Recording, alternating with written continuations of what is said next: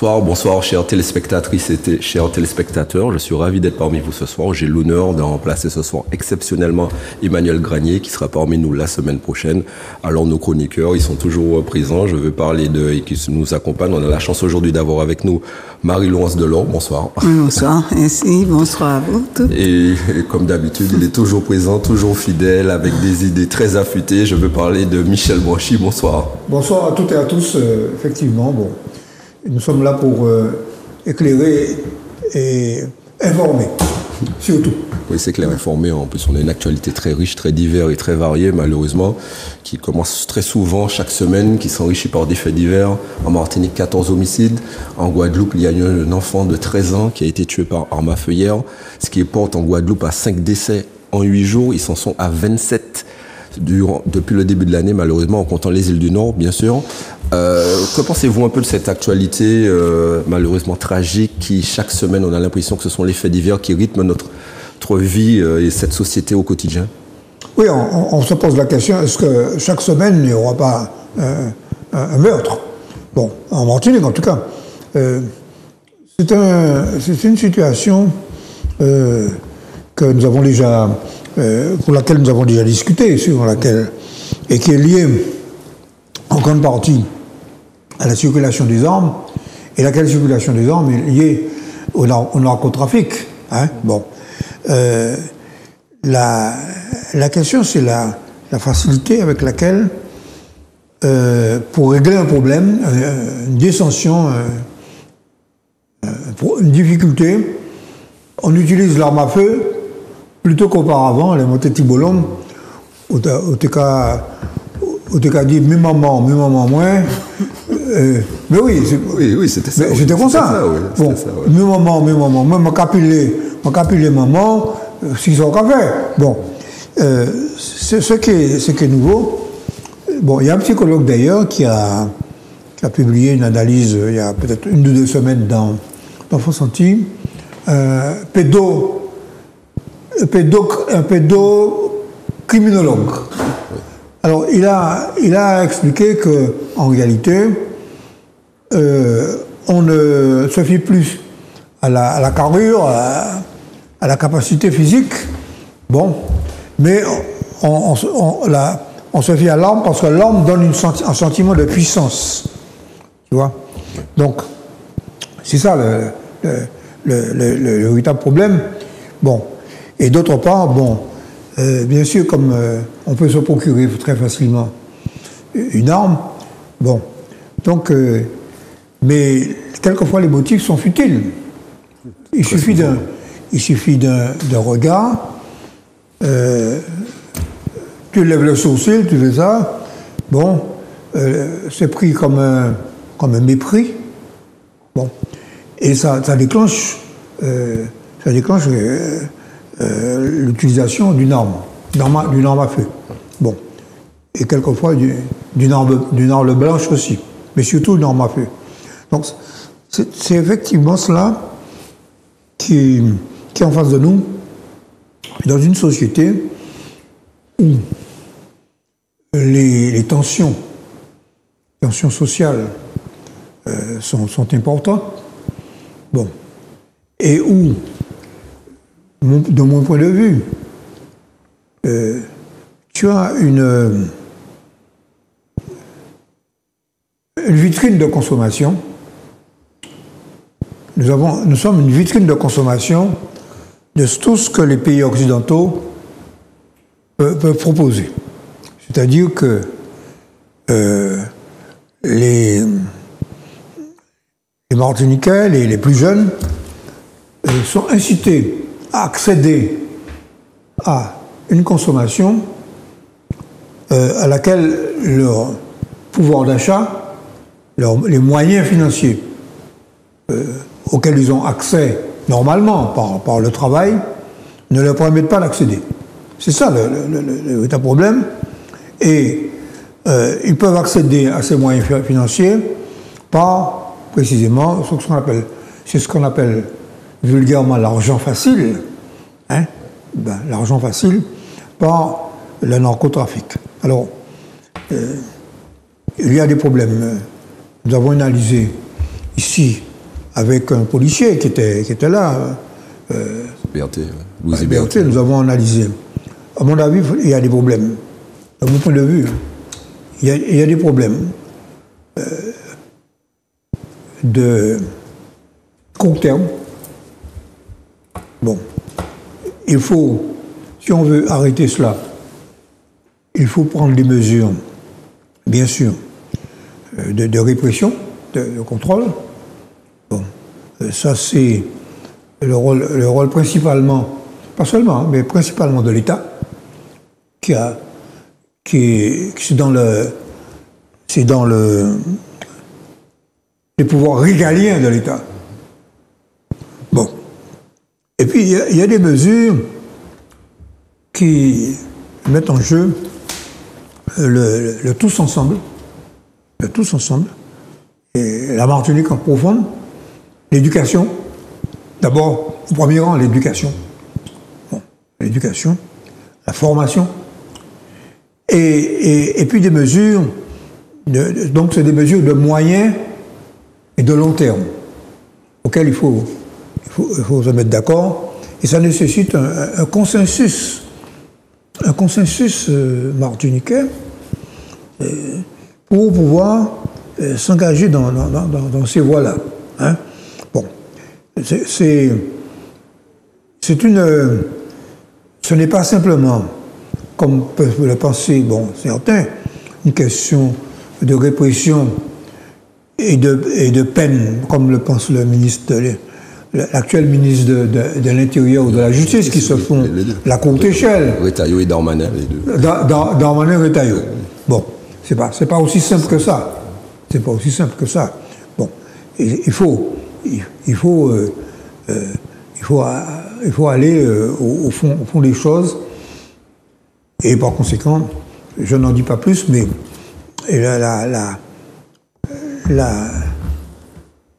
la simple répression qui est nécessaire, attention.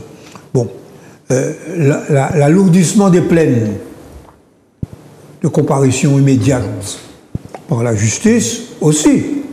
Bon, bien sûr. Mais il ne faut pas s'arrêter à cet examen. Il faut aller beaucoup plus en profondeur, interroger la société martiniquaise, comment elle a évolué dans ces dernières décennies. Madame Delors, au-delà de la société martiniquaise, on a vu qu'en Hexagone, la semaine dernière, par exemple, il y avait le Paris Saint-Germain qui a été champion d'Europe. Ça a été émaillé par de nombreuses violences, malgré le fait qu'ils avaient mis 5400 policiers. Ça a terminé avec 2 morts, 500 interpellations, de multiples pillages.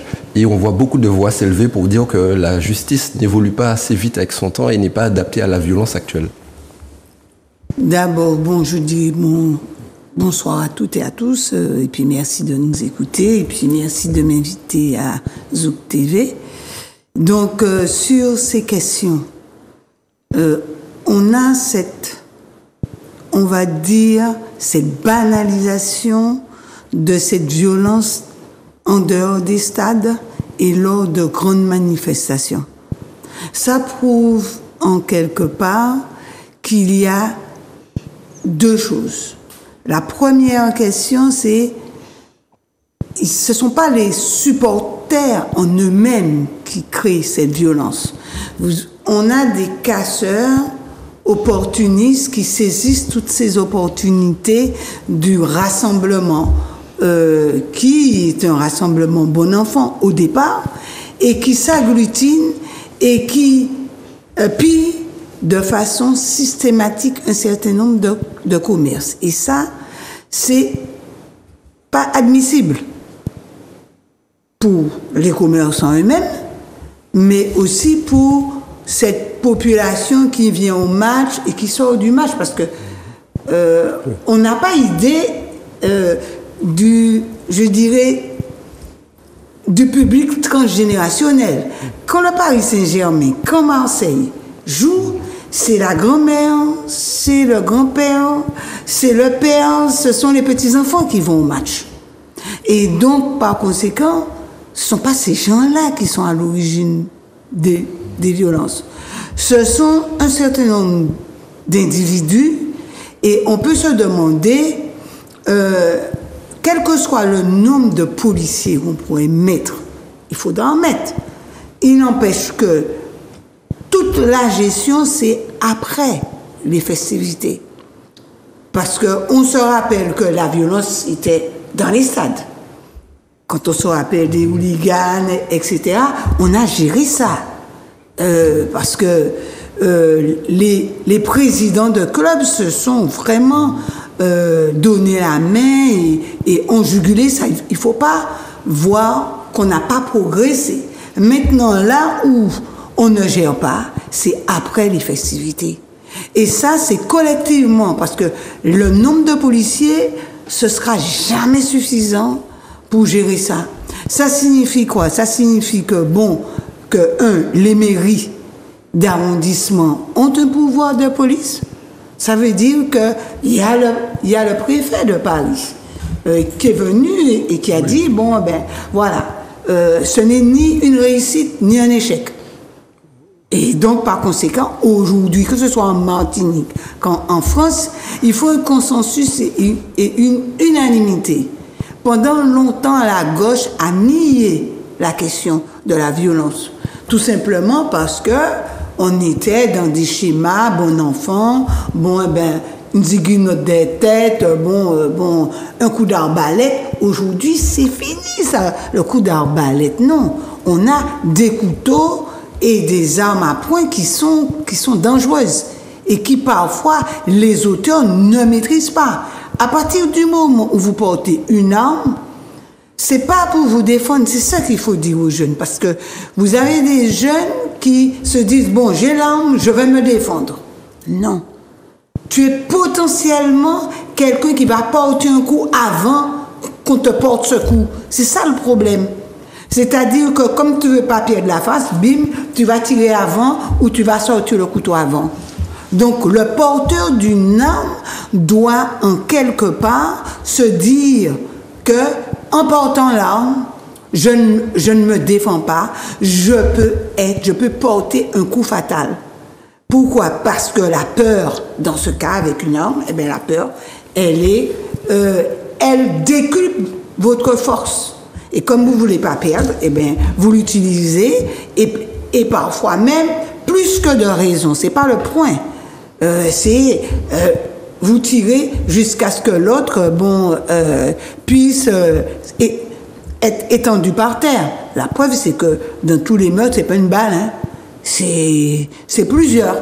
Donc, je disais qu'il faut l'unité, un consensus de la société. Et il faut bien se dire qu'aujourd'hui, la question de la parentalité est importante. Parce que aujourd'hui, je dirais que les réseaux sociaux transforment la parentalité. C'est pas parce que le parent ne veut pas éduquer son gosse. C'est que les réseaux sociaux, comme vous voyez, des enfants qui ont 8 ans, 10 ans, qui ont un portable avec une connexion Internet et qui ont Snapchat et autres, TikTok, etc., ça veut dire en quelque part que, on va dire qu'il y a une éducation qui est concurrencée et dont les parents eux-mêmes n'arrivent pas à gérer parce qu'on ne sait pas à quel moment il va là-dessus. Et on ne sait pas quelle rencontre, parce qu'il y a la violence physique, mais il y a la violence aussi, le harcèlement. Et donc, de nombreux jeunes, que ce soit surtout dans l'établissement scolaire, collège, lycée, sont victimes de cette violence. Et cette violence qui est le harcèlement moral génère aussi cette violence physique qui peut aller jusque-là. Et même le suicide. On se donne la mort. Et là, je dirais qu'on a affaire, plus que des assises de la parentalité en Martinique. Parce qu'il n'y a pas que des familles en difficulté, je dirais, dans la précarité, qui ont des difficultés à élever leurs enfants. Ce n'est pas vrai. Ça touche tous les milieux. y compris celui qui croit avoir et qui a aussi des facilités financières. Et donc, c'est pourquoi on ne doit pas dire « c'est l'autre et pas moi ». Parce qu'il n'y a pas le bon mort, celui qui a été tué, et puis le meurtrier qui a tué. En réalité, l'un pouvait devenir ce meurtrier. Il a fallu qu'il y en ait eu un qui meurt avant.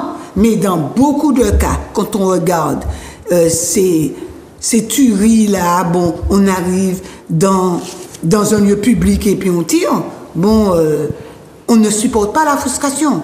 L'argent moins ou pas bas moins, bim. Donc, pas prendre moins pour tibolon mou. C'est terminé. Autrement dit, à partir du moment où vous êtes dans cette logique, parce que c'est une logique suicidaire, non seulement pour l'individu lui-même, mais pour la société aussi. Parce qu'il y aura certains qui n'ont rien à voir avec et qui vont se retrouver dans ces situations-là. Donc, pour résumer, il faut absolument, au-delà des illusions de la gauche qui a laissé passer beaucoup de temps, aujourd'hui, il faut que non seulement l'État, mais aussi les mairies, les collectivités ont un pouvoir. Qui s'occupe des écoles primaires? C'est bien les mairies. Qui s'en occupe? Qui s'occupe je dirais, de la plage? Qui s'occupe de l'école primaire, du bâtiment, mais pas de la partie de l'éducation. Pas seulement. Il y a les garderies. Eh oui, on oublie ça. Il n'y a pas que les bâtiments. Il y a les garderies du soir. Il y a la surveillance de la cantine. Tout ça, ce sont des espaces éducatifs. Et là, justement, un enfant qui se trouve en difficulté, souffrant chez lui, etc., ça devrait être un lieu où il peut dire, bon, je suis victime de violences sexuelles, je suis victime de harcèlement, etc. Et là, ça doit être pensé. Et ça, c'est important. Donc, les mairies ne regardent pas les crèches. C'est aussi des parents. C'est aussi des parents qu'on accueille et des jeunes qu'on accueille. Un jeune, un nourrisson, il est 18h, une famille ne vient pas le chercher, mère ou père, c'est déjà une difficulté. Ça doit alerter, ça alerte la directrice de la crèche, mais on doit faire un point pour savoir, bon, voilà, on a 3-4 enfants ou une dizaine d'enfants dans l'ensemble des crèches de la commune, qu'est-ce qu'on fait? Parce que ce petit-là, il est en danger. Parce que si on veut faire de la prévention, c'est pas quand ils ont 18 ans, c'est quand ils sont au berceau comme ça. C'est là où un enfant doit être protégé pour qu'il n'aille pas grossir justement le rang de ces enfants en souffrance. Que pensez-vous du fait qu'en Hexagone, on parle beaucoup de l'échec du multiculturalisme, par exemple? Est-ce que c'est ça le débat? Et on parle notamment des inégalités qui sont trop prononcées avec certains territoires.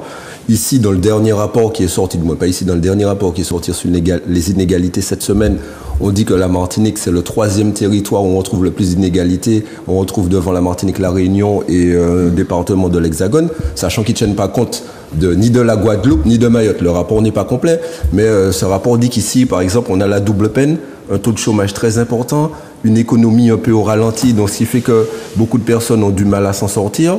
Ce qu'on dit tous les jours, un niveau de vie très élevé avec pour l'alimentaire, plus de 40%, entre autres.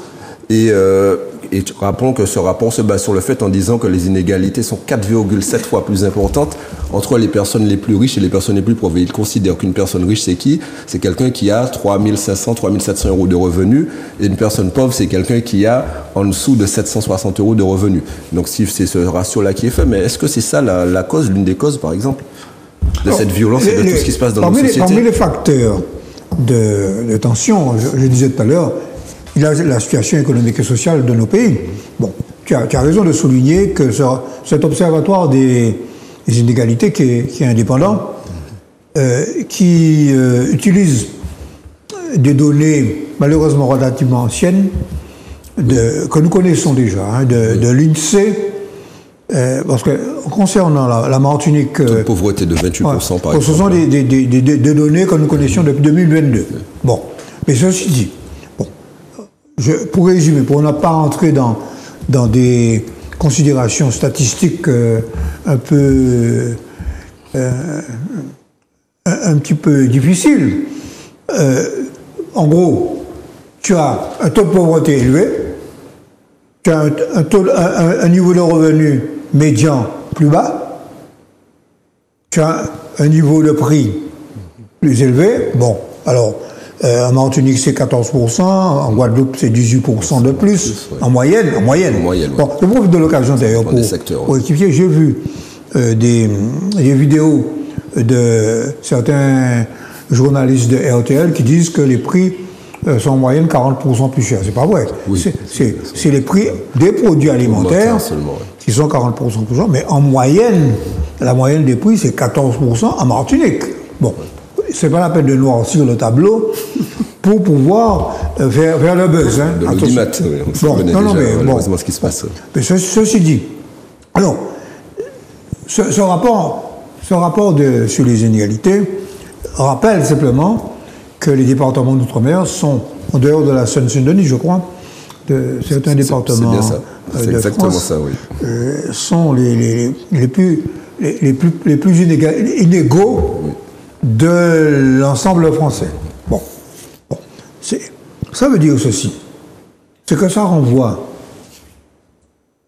Ça nous ramène au problème de la vie chère. Je dis que le problème de la vie chère est complexe. Ça nous renvoie au problème du développement. Ça nous renvoie au problème du PIB. Le PIB est plus bas. La structure de l'économie, la part de la production locale dans l'économie est très faible. La part de l'importation est très forte. Bon, et ça date. C'est pas d'aujourd'hui. C'est depuis le pacte de Colbert. Hein. Bon, parce qu'on a l'air de découvrir la Lune. Bon, et puis tu retrouves le même schéma. Je m'excuse, hein. Ça fait de la peine aux gens. Tu retrouves le même schéma à Sainte-Lucie, à la Dominique, à Saint-Domingue, à la Grenade, à Trinidad et Tobago. C'est-à-dire que les économies de ces pays, ce qu'on a appelé à l'époque le Nouveau Monde, ont été façonnées sur le schéma du pacte colonial. Par contre, la structure de l'économie, il restait donc une structure d'économie d'importation, avec une faible production locale, avec une agriculture très faible, une agriculture basée sur l'exportation de produits, bon, à Martinique c'était le sucre, bon, maintenant c'est la banane, bon, mais c'est ça le fond du problème. Bon. Par conséquent, avec des taux de chômage élevés, on a des taux de chômage entre la Martinique, bon, la Martinique a un taux de chômage relativement bas, de 11%, mais qui on connaît comment les chiffres sont faits. Tu connais très bien les chiffres. Parce que l'idée doit quand même l'honnêteté de dire que c'est à cause de la baisse de la population active qui fait qu'il y a une bonne partie de la jeunesse qui part. Population vieillissante aussi. On a un taux de chômage bas parce que les gens ne sont pas là. Ils sont partis. Okay? Bon, et ceci dit, on retrouve des taux de chômage très élevés dans la plupart des départements d'outre-mer. Donc, cette étude d'observation, nous allons d'ailleurs publier une analyse, je vous de l'occasion de dire, Justice, qui est... Il le montrait, mais il le montrait. Alors, Justice va analyser ce rapport, parce qu'effectivement, c'est un rapport intéressant, parce qu'il rappelle des données... alors, j'ai dit tout à l'heure que ce sont des données anciennes que nous connaissions déjà. Mais néanmoins, la comparaison avec les autres régions de France est quand même une chose utile. Ça permet de nous situer géographiquement, sociologiquement, économiquement par rapport au département de ce qu'on appelle vulgairement la métropole, que j'appelle moi la France. Je dis même pas l'Hexagone, je dis la France. Mais vous m'avez pas répondu sur le fait que, que pensez-vous du fait qu'il y a un gros débat en disant que la justice n'est pas en lien avec l'évolution de la société, notamment de la violence.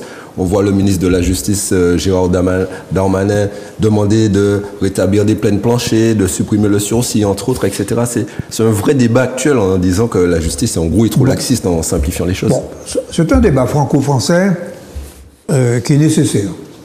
Bon, tout à l'heure, Marie-Laurence Leroy disait que le camp des forces progressistes avait eu tendance à négliger ces questions de sécurité et peut-être d'immigration. D'ailleurs, je suis très satisfait de voir qu'à l'intérieur de la gauche, le Parti communiste français avec Fabien Roussel pose ces questions de manière tout à fait nouvelle. Bon. Autrement dit, il ne faut pas laisser ces questions uniquement à l'apanage de l'extrême droite. Parce que, sinon, qu'est-ce qu'il fait Retailleau?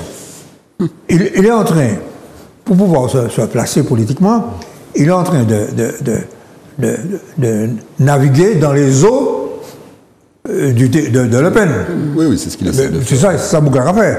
Bon, donc, et monsieur et comme il est en concurrence avec Édouard Philippe, qui est issu du bloc central, hein, du bloc macroniste. Ils sont déjà 8 candidats à droite. Hein. Bon, il les mettait en concurrence, et puis Édouard Philippe, c'est 18%, d'après ce que j'ai compris. Oui, lui, il est 14% des sondages. Bon, mais ce sont des sondages. Et c'est un sondage. L'élection, c'est en 2027. Hein. Il y a un lobby qui peut passer. Hein. Oui, et puis on l'a pas encore entendu sur certains sujets, la retraite, l'économie, on sait que ce sont des sujets qui clivent. Mais pour répondre à ta question,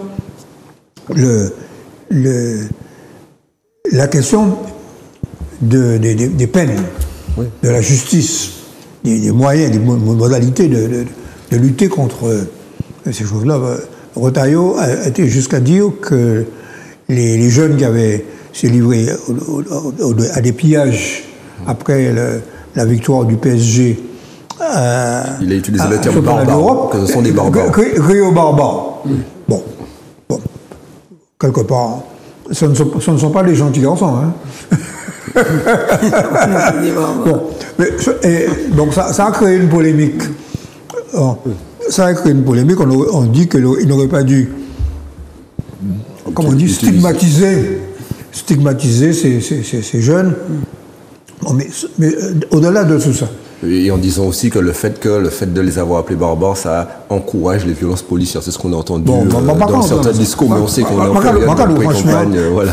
Je te dis, Mathieu, ce sont des débats franco-français dont je commence à... Mais ici aussi, les gens trouvent que la justice, très souvent, est trop laxiste avec les gens, au-delà de... C'est la même justice, d'ailleurs. Bon, la justice... Rappelons que la loi est faite pour peu importe le territoire. Donc ça, fait que... mon cher, j'avais dit une chose, hein. Juger... Je parle sur des faits de violence, hein, qui se produisent, des faits de pillage, de violence, etc. Ça, juger chaque personne, il y a un contexte. Juger un individu, c'est juger qui il est, quel est son parcours, quel est son milieu, etc. Créer des peines automatiques, c'est l'antinomie de la justice. Ok? Alors, on peut dire que le juge, sinon tu mets une machine. L'intelligence artificielle, on en parle d'ailleurs. On rentre dans l'intelligence artificielle. On va mettre en machine, Bougla détruit un bar aux Champs-Élysées, boum, 2 ans de prison. Mais non, c'est pas aussi simple. Bon, par conséquent, bon, donc je pense que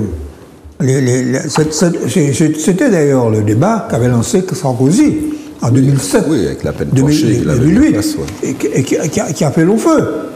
Bon, alors ça revient avec Retailleau et bien sûr avec Le Pen. Bon. Alors la justice est-elle trop laxiste dans ces cas-là? On en parle beaucoup. Ou n'est-elle pas adaptée à la réalité de la société actuelle? Je pense que poser le problème comme ça, c'est ne pas le résoudre. Parce qu'en réalité, la vraie question qui est posée, c'est comment voulons-nous vivre ensemble aujourd'hui et dans quelle situation nous sommes aujourd'hui et comment faire pour que ce vivre ensemble soit harmonieux et respectueux de chacun. Pas respectueux de chaque minorité. Parce qu'à partir du moment, tu avais posé la question du multiculturalisme, à partir du moment et de la prétendue barbarie de ceux qui avaient commis des délits de violence. Oui, c'est une prétendue barbarie. Pourquoi? Parce que on fait comme si la barbarie, c'est hors de la culture. Mais c'est la culture qui produit la barbarie. Autrement dit, plus on est cultivé, plus on peut se montrer barbare et salaud.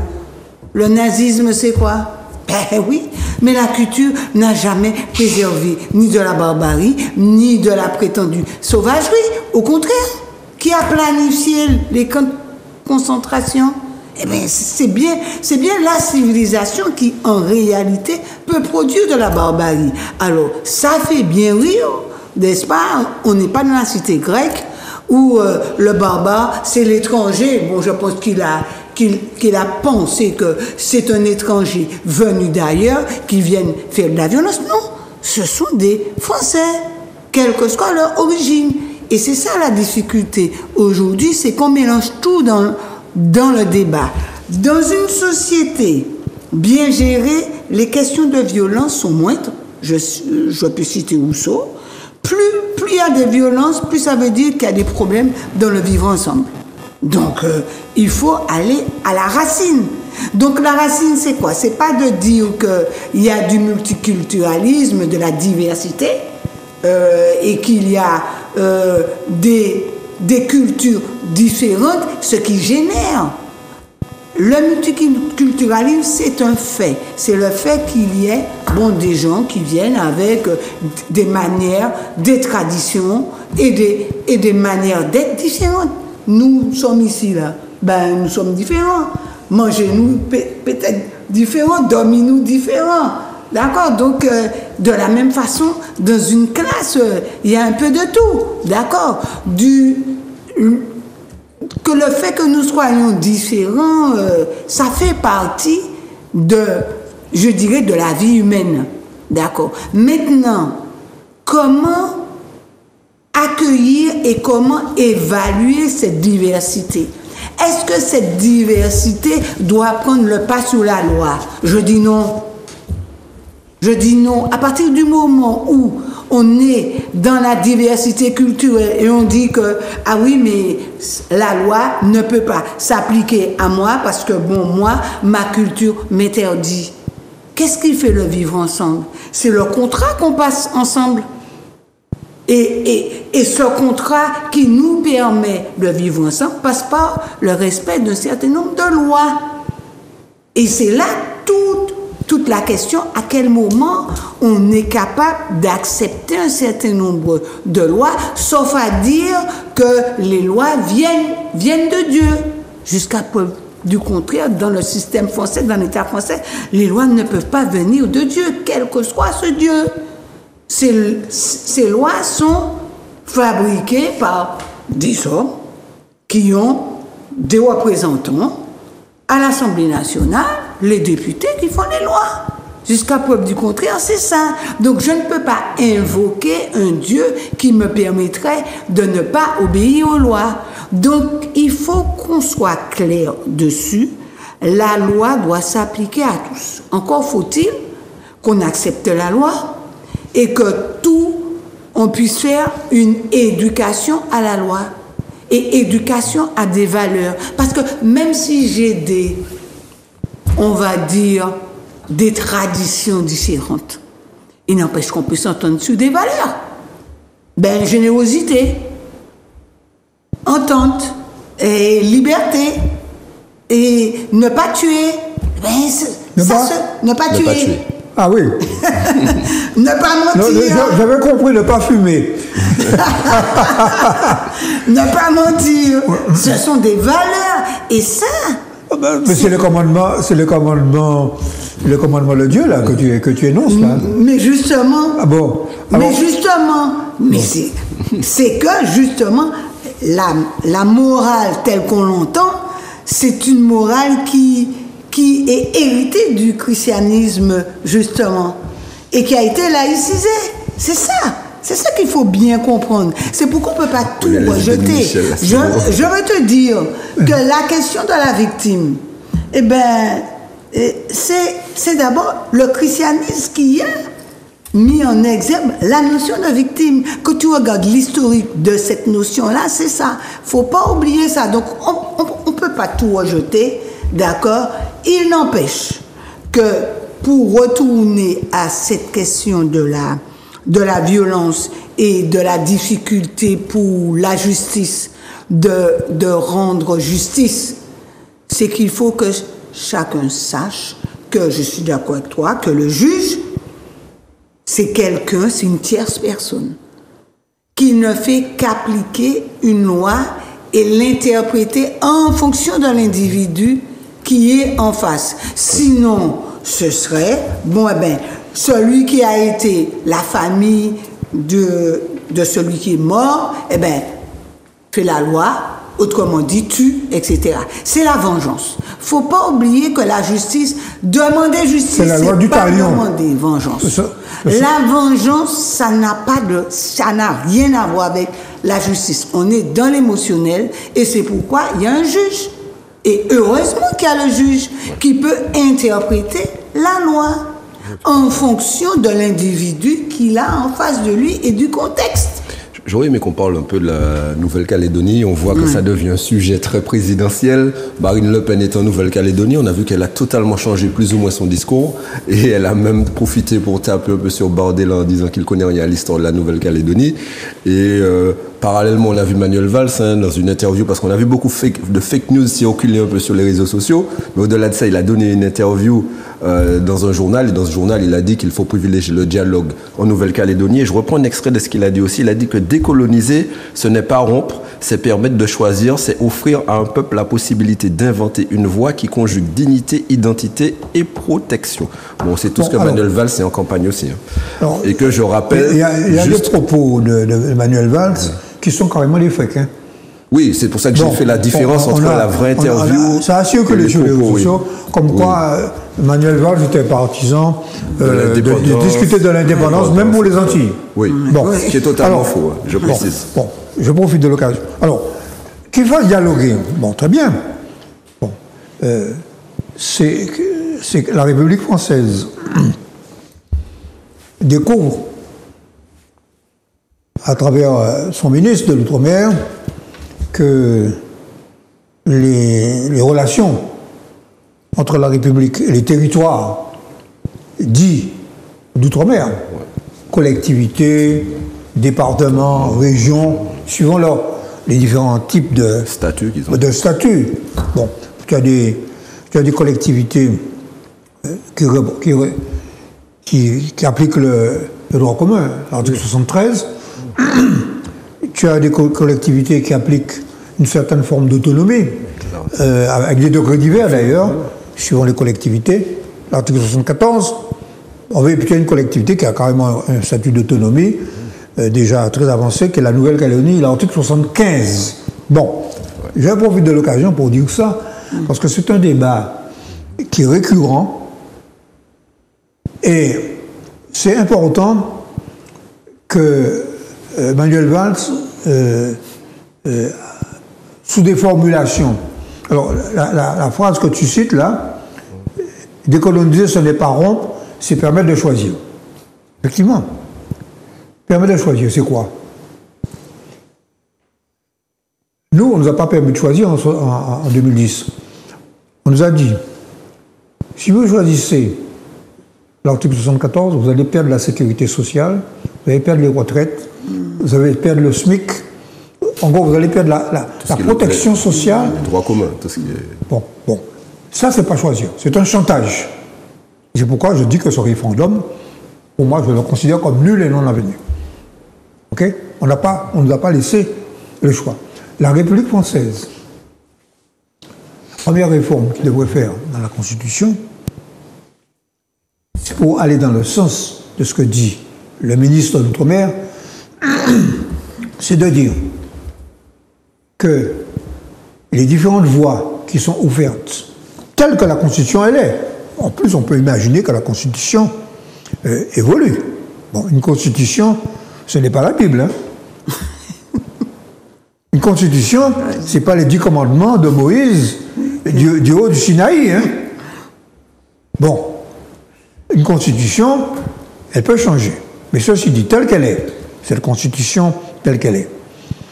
Le titre 12 de la Constitution qui traite des relations entre la France et ce qu'on appelle les départements, régions d'outre-mer, collectivités d'outre-mer.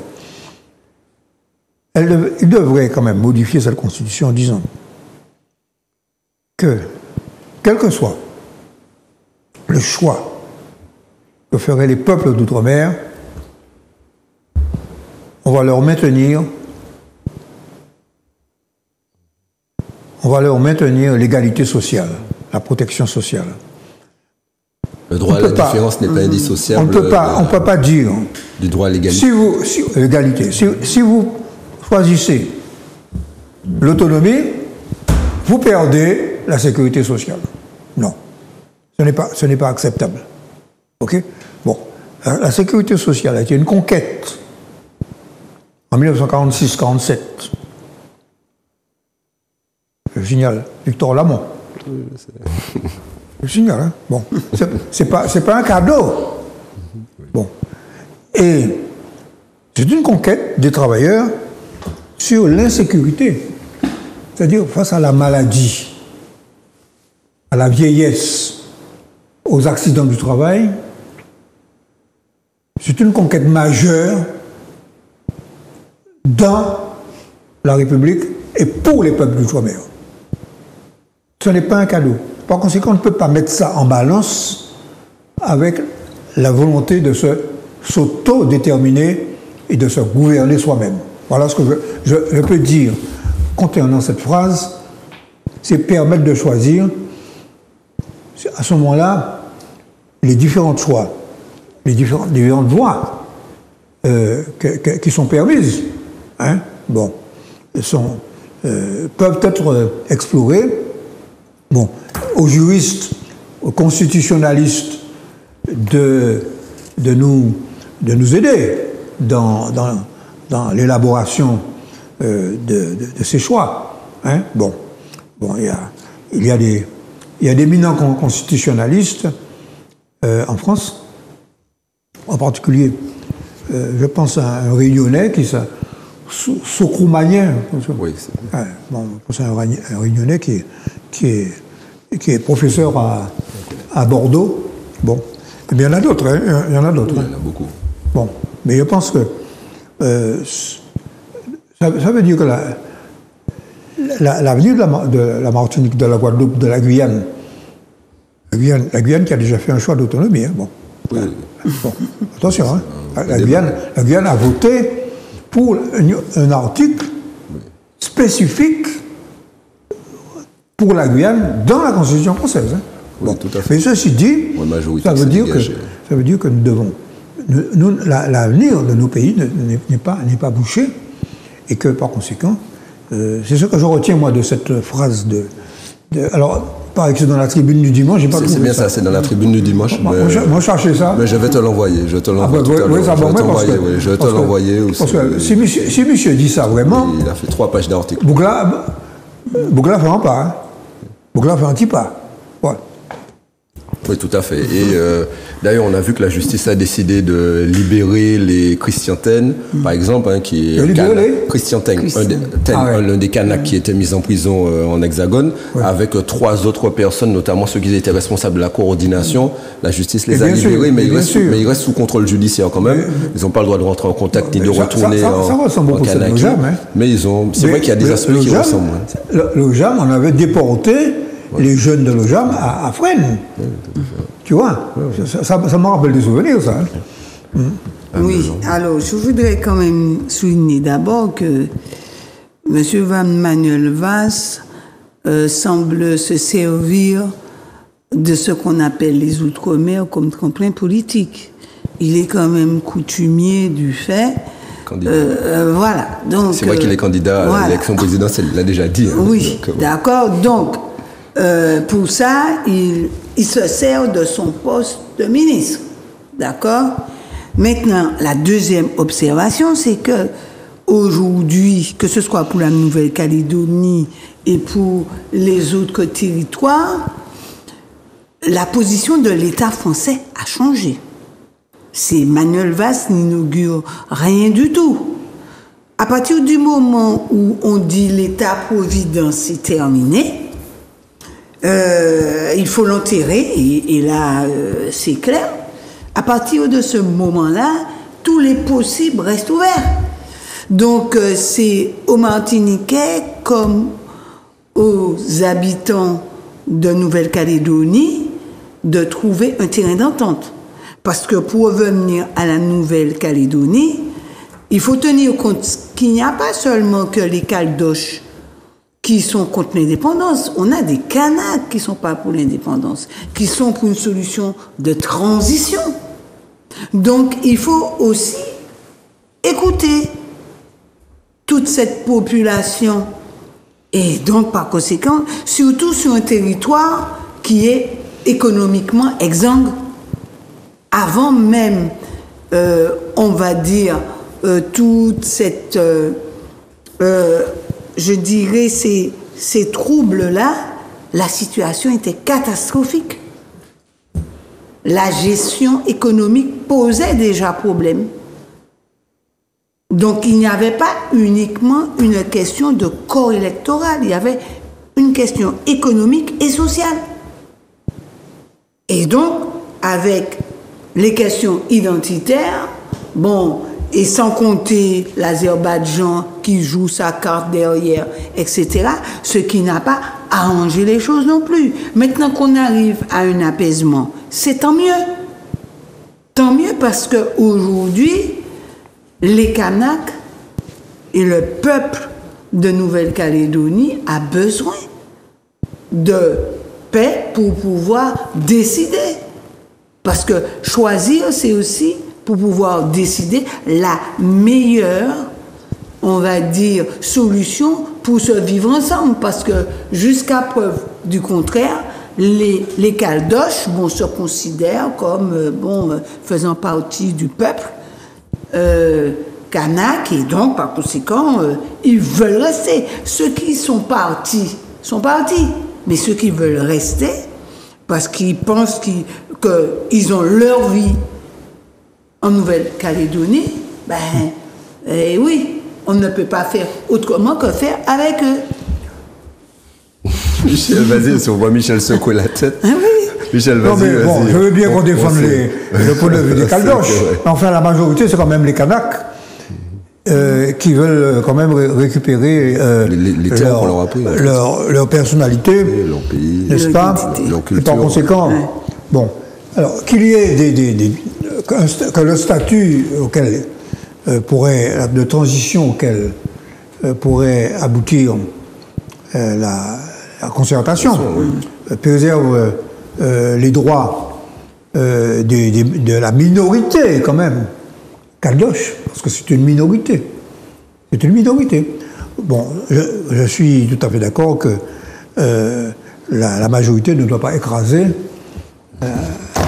la minorité. Oui. Mais la minorité reste la minorité. Et le problème, c'est que jusqu'à présent, ce sont les droits des Caldoches, des Kanaks, qui ont été foulés aux pieds, méprisés, historiquement, économiquement, identitairement, etc.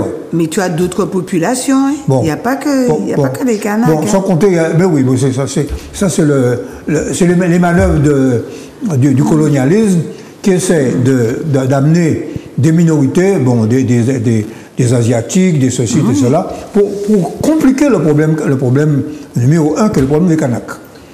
C'est vrai qu'il y avait une vraie politique qui avait été mise en place, notamment avec les 60% on a connu pour ça. faire venir une stratégie qui avait été mise en place par certains ministres de l'Intérieur pour faire venir du monde sur place. Le colonialisme français a fait la même chose.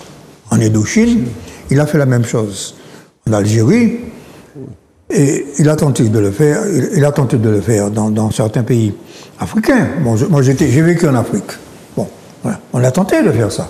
Bon, mais le problème, c'est que ce sont des manœuvres colonialistes. Restons sur la... Ce sont des manœuvres colonialistes. Maintenant, les personnes sont là. Il faut respecter leurs droits, les droits des êtres humains. Bon, le statut auquel on va aboutir, je répète ce que je dis tout à l'heure, hein, le statut auquel on peut aboutir doit comporter des garanties pour ces personnes, bien sûr. Ah, bon. Parlons en tout cas de l'actualité. Il y a environ plus d'une semaine à l'Assemblée nationale, notamment la loi sur la fin de vie qui fait débat un peu partout, dans tous les territoires, dans tous les foyers, un peu partout. Elle a été adoptée à 305 voix pour, 199 contre, 57 abstentions. Bon, tu as une mémoire d'éléphant. En tout cas, j'essaye.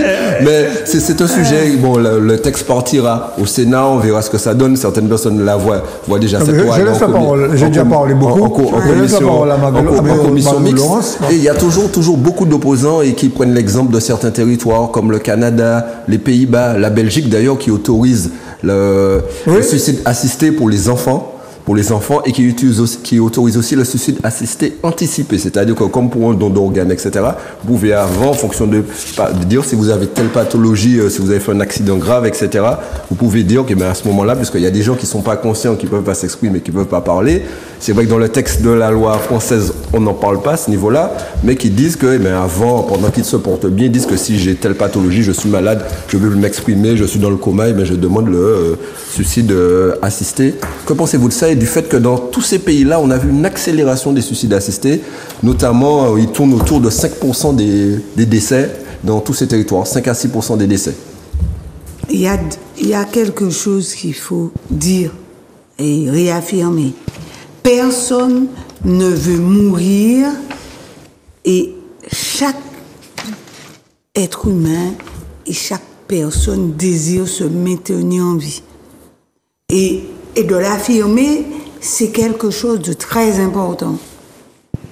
Et premièrement, quand on dit qu'il faut mourir dans la dignité, est-ce la question qu'on doit se poser? Est-ce que la vieillesse vous ôte votre dignité? Est-ce que la maladie, quelle que soit cette maladie, dégénérative ou pas, ça vous ôte votre dignité de sujet?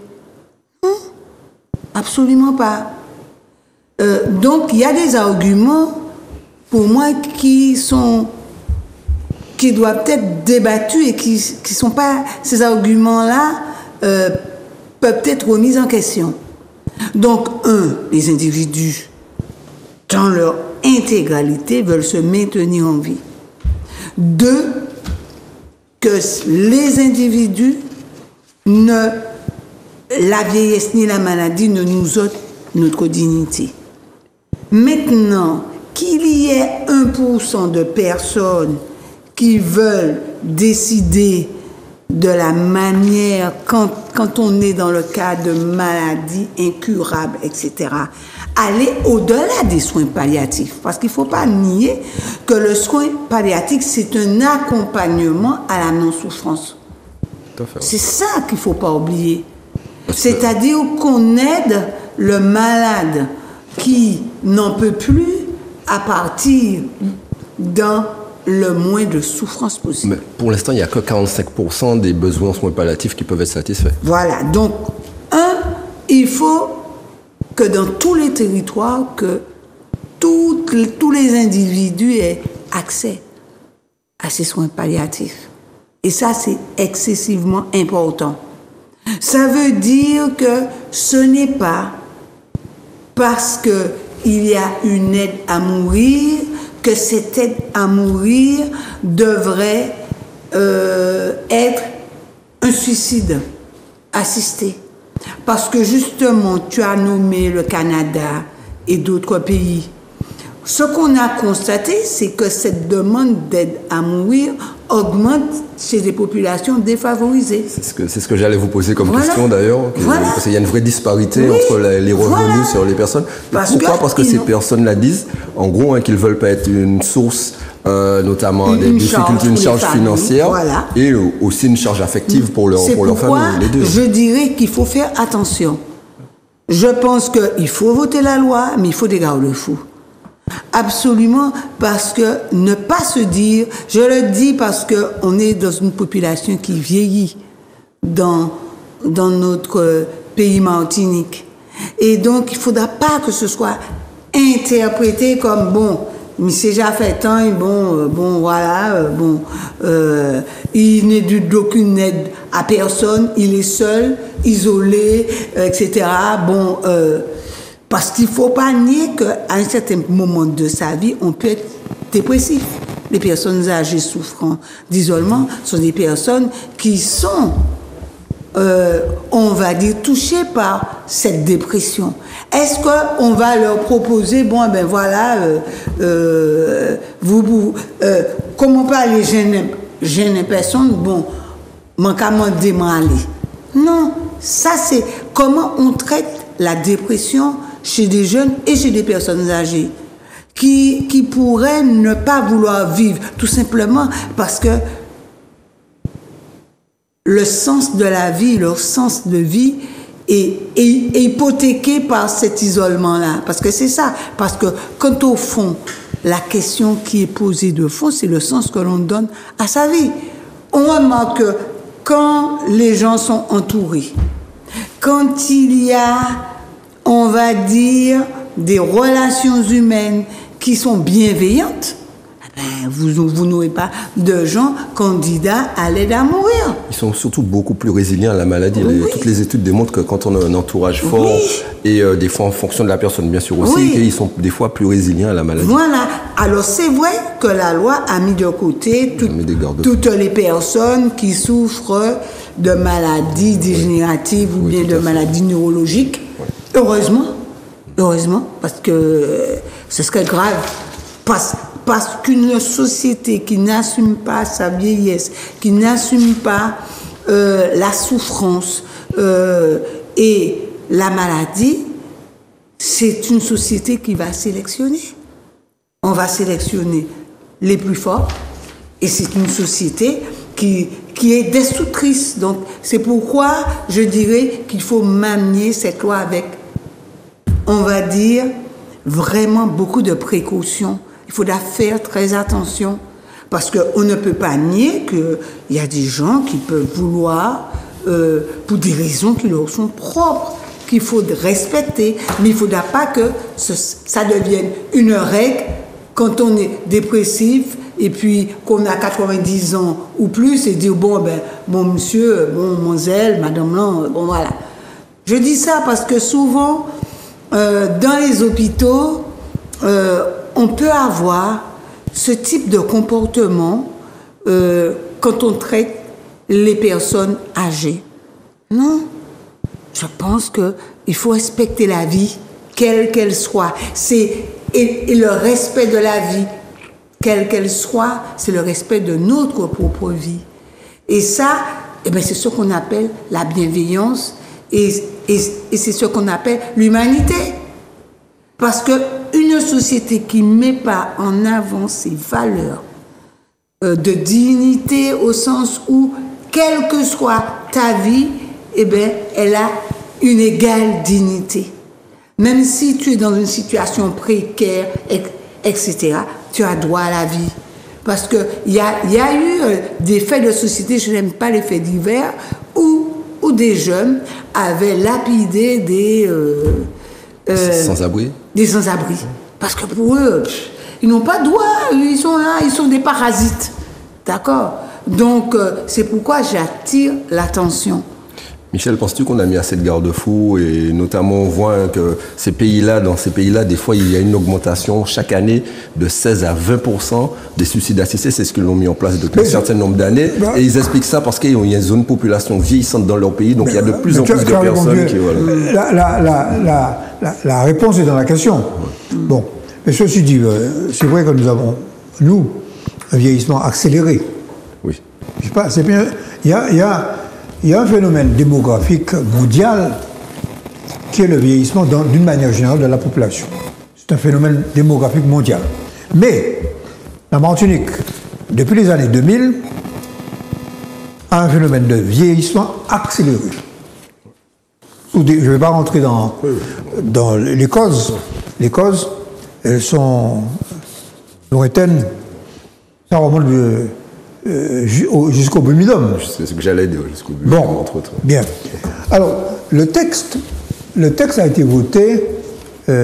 Alors, je signale quand même que le texte a été voté par Giovanni William, Marcel Leonardo, Béatrice Bellé. Jean-Philippe Nilor n'a pas participé au vote. Bon. Du côté de la Guadeloupe, les socialistes Élie Califère, Christophe Baptiste, ainsi que les deux membres du groupe Lyot, Olivier Servat et Max Mathiasin, se sont abstenus. OK? Bon. D'une manière générale, quand même, la gauche a voté pour le groupe communiste en grande partie. Même s'ils n'avaient pas donné une consigne de vote. Le groupe La France Insoumise en grande partie. Une bonne partie du groupe central, macroniste, bonne partie. Et puis ceux qui ont voté contre, c'est la droite luxembourgeoise. Bon, on voit bien que l'Assemblée... Bon, alors, tu as donné 305 voix pour, contre 199. Bon, alors, l'Assemblée nationale a voté, le texte va poursuivre son parcours parlementaire pour aller au Sénat. Alors, néanmoins, les garde-fous dont parlait tout à l'heure Marie-Laurence Lorland ont été quand même posés dans la loi. Il y a 5 critères pour accéder à l'aide à mourir. Être âgé d'au moins 18 ans. Être de nationalité française ou résider de façon stable, régulière en France. Être atteint, alors, d'une affection grave et incurable, quelle qu'en soit la cause, qui engage le pronostic vital en phase avancée ou terminale. 4.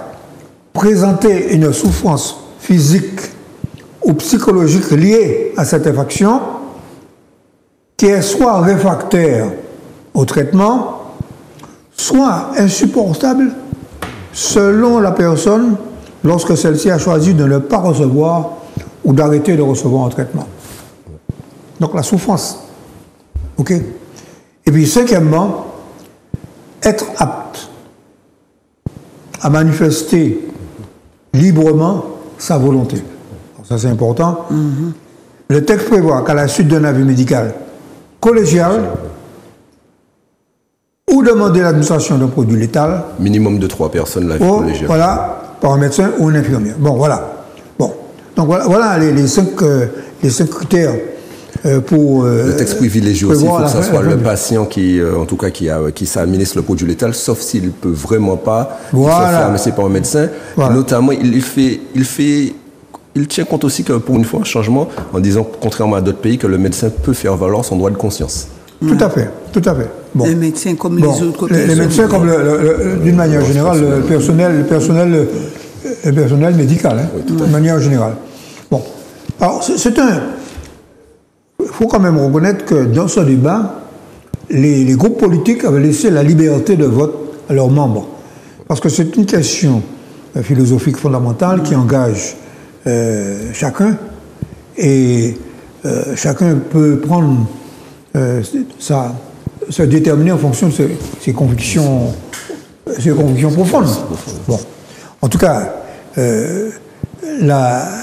on estime que ce sera le vote final se fera à la fin de l'année 2025 ou 2026, 2026, quand on connaît l'avancée de l'Assemblée. En tout cas, c'est un texte qui remplace une précédente loi, qui était la loi Leonetti, sur précisément les soins palliatifs, tu vois. Bon, donc c'est une loi, à mon avis, qui nécessite une discussion.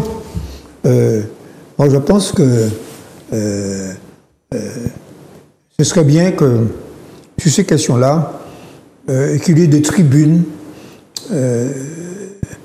Bien sûr, il y a les religions. Les religions. C'est le respect. Il ne faut pas que les religions obscurcissent le débat.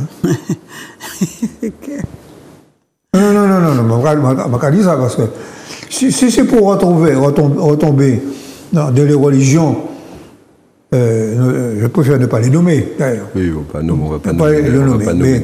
Il y a des religions dont l'art, c'est d'obscurcir les débats citoyens. Bon, voilà.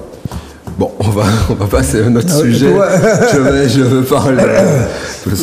On va passer à notre sujet. On va parler notamment de l'écologie. On a l'impression que l'écologie, c'est en tout cas que les politiques c'est plus une priorité, l'écologie, notamment surtout en période de crise. On voit que là, à l'Assemblée nationale, ils ont voté la fin des ZFE, c'est les zones à faible émission, même si que ça avait été imposé par l'Union européenne à la France, qui avait d'ailleurs donné une amende à la France, et c'est pour ça qu'Elisabeth Borne, à l'époque, avait mis les ZFE en place. Parallèlement, on a vu que, par rapport au débat qu'il y avait sur l'agriculture, ils ont décidé de supprimer ce qu'on appelle tout simplement, je vais résumer en simplement les pesticides tueurs d'abeilles.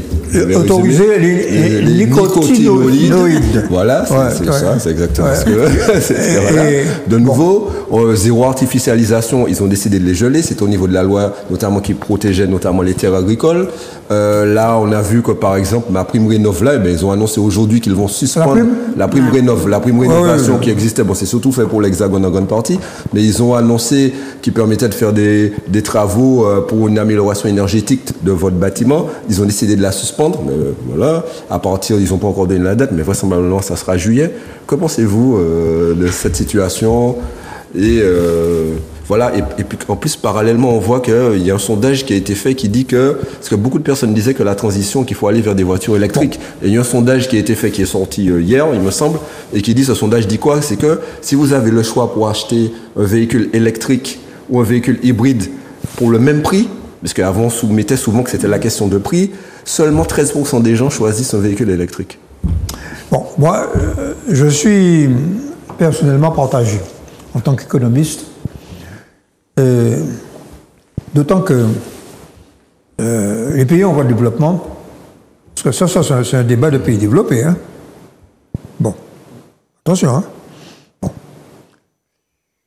Les pays en voie de développement, la question, c'est le développement économique, la santé, l'éducation, la croissance. Bon, et l'écologie, ils la subissent. Ce sont les, d'une manière générale, c'est les pays développés qui polluent plus que les pays sous-développés, hein. Bon, d'ailleurs, Miyamoto, et la première ministre de la Barbade, dans le CARICOM, a rappelé ça très récemment, avec beaucoup de force. Lors de la dernière rencontre. Que les pays du Caraïbe subissent la pollution des pays développés. Et que les compensations financières qui sont prévues par rapport aux pays développés pour les pays sous-développés sont très insuffisantes. Je prends l'exemple. En Martinique, le retrait de côtes. Oui, tout à fait. Le retrait de côtes. Bon, c'est une situation. Bon, on le voit déjà au Corbet. Hein. Corbet, à Sainte-Anne, un peu partout, hein, dans tout notre territoire, aux prêcheurs. Aux prêcheurs, partout, bon. Malheureusement. Bon, si vous voulez, la question, me semble-t-il, voici un type de question qui devrait être un débat martinico-martiniquais. Parce que les pays développés, la France notamment, avec un niveau scientifique élevé, etc., peut se permettre ce type de débat. OK? Bon. Mais nous avons à résoudre des problèmes. Je prends l'exemple de l'agriculture. Nous avons à résoudre des problèmes de développement agricole qui sont des problèmes cruciaux. Par conséquent, nous devons... Je prends un simple exemple. Nous avons une production de sucre qui est insuffisante par rapport à notre consommation. Notre demande de sucre annuelle est de 12 000 tonnes. Et nous produisons moins de 4 000 tonnes. Parce que nous avons insuffisamment de canne. Et parce que nous avons insuffisamment de canne, parce que nous ne pouvons pas désherber les champs de canne. Bon. Et que, par ailleurs, tous les désherbants sélectifs sont nous n'avons pas la main-d'œuvre suffisante pour faire ce travail. C'est ça nos problèmes. Comprenez? Bon, j'ai pris cet exemple. Je ne parle même pas du miel. Des abeilles. Oui, mais quand on réintroduit certains pesticides qui peuvent les faire disparaître, c'est ça le débat. Nous parlons miel. C'est miel cubain nous avons importé. C'est vrai, la majorité qu'on retrouve dans les... Miel cubain. Donc, tu sais, je crois que sur ces questions-là, nous ne devons pas faire du mimétisme par rapport au débat français. Le débat français est intéressant, nous devons nous informer, mais nous devons aussi prendre... Mais Michel, les mêmes règles qui en France s'appliquent ici, notamment sur les voitures thermiques. On sait que l'Union européenne, d'ici 2035, demande de faire disparaître les voitures thermiques. Quand on sait qu'une voiture, que là, le prix des voitures les dernières années a flambé, c'est passé... Il y a presque, en 5 ans, les véhicules ont pris plus de 10 000 euros. Une voiture en moyenne, maintenant, c'est 40 000 euros. Alors qu'il y a quelques temps... Alors que quand on sait que, quand on regarde sur nos territoires, on a 33, on l'a dit, 28% des personnes vivent sous le seuil de pauvreté. Se déplacer, c'est indispensable pour plus de 80% de la population. Comment trouver l'équation entre écologie et la réalité de tous les jours, ce que tu es en train d'évoquer? Alors, je n'ai pas de solution, je te dirai pas quoi. Est-ce que cela passe par des aides publiques, davantage par exemple pour les véhicules, par exemple? La solution, c'est améliorer quand même les transports publics. Bon, néanmoins. Bon, ceci dit, nous devons faire en sorte que les véhicules électriques soient plus abordables. Bon, par exemple, nous voyons que la Chine est en train d'enfoncer le marché français avec des voitures qui coûtent 2 fois moins cher que les voitures européennes. Mais rappelons quand même que le gouvernement chinois finance ces industries automobiles pour pouvoir, ils sont même autorisés plus ou moins à vendre à perte, grâce au financement qu'ils ont, pouvoir inonder le marché européen. Non, c'est juste, je veux juste que tout le monde puisse savoir un peu ce qui se passe, et que de l'autre côté, les industries automobiles européennes ont des taxes chaque année jusqu'à 2035, parce que dès qu'ils produisent des véhicules thermiques, il y a ce petit souci là entre-temps. Aujourd'hui, les véhicules chinois sont moins chers que les véhicules européens. Plus d'options, oui, c'est une réalité. Bon. Madame Delon. C'est la question de l'écologie, je suis désolée, ça nous concerne. C'est pas le trait de côte, c'est pas l'érosion marine qui nous intéresse seulement. À partir du moment où on parle d'autosuffisance alimentaire, on parle d'alimentation, on parle d'agriculture, on parle de production permettant de produire, mais des productions permettant de nourrir la population. Oui. Tant que vous faites un petit jardin créole chez soi, etc., il n'y a pas de souci. Tout le monde peut le faire. On invite tout un chacun à faire ce qu'il peut faire. Mais à partir du moment où on dit produire pour nourrir la population martiniquaise, ça veut dire qu'il faut produire en quantité. Et ça pose le problème de comment? Parce qu'on est dans un milieu humide qui génère des parasites de toutes sortes. Et donc, par conséquent, le problème des pesticides se pose. Quel que soit. Donc, on n'est pas exclu de la question écologique. C'est pareil pour les déplacements. À partir du moment où on a un parc automobile qui augmente de façon permanente et des moyens de transport qui sont de plus en plus insatisfaisants, d'accord, on va générer donc beaucoup plus de pollution, s'ajoutant à la poussière qui nous sort du Sahara. Parce que la pollution aussi, nous la produisons. On a une population fragile, asthmatique, etc. Et donc ça doit nous interpeller. C'est pourquoi quand tu parlais de la question des transports, c'est vital aujourd'hui. Non seulement vital pour les jeunes, parce que beaucoup de jeunes se plaignent. Ils n'ont pas de moyens de transport. Ils dépendent de leurs parents pour leur déplacement. C'est pas normal. Si je veux aller au cinéma et que je sors du Lamentin, un samedi après-midi, c'est pratiquement impossible si je n'ai pas un véhicule. Donc aujourd'hui, la question de l'écologie se trouve posée quand on parle de l'autonomie alimentaire. Et donc, par conséquent, nous devons travailler à une politique écologique articulée avec production et économie.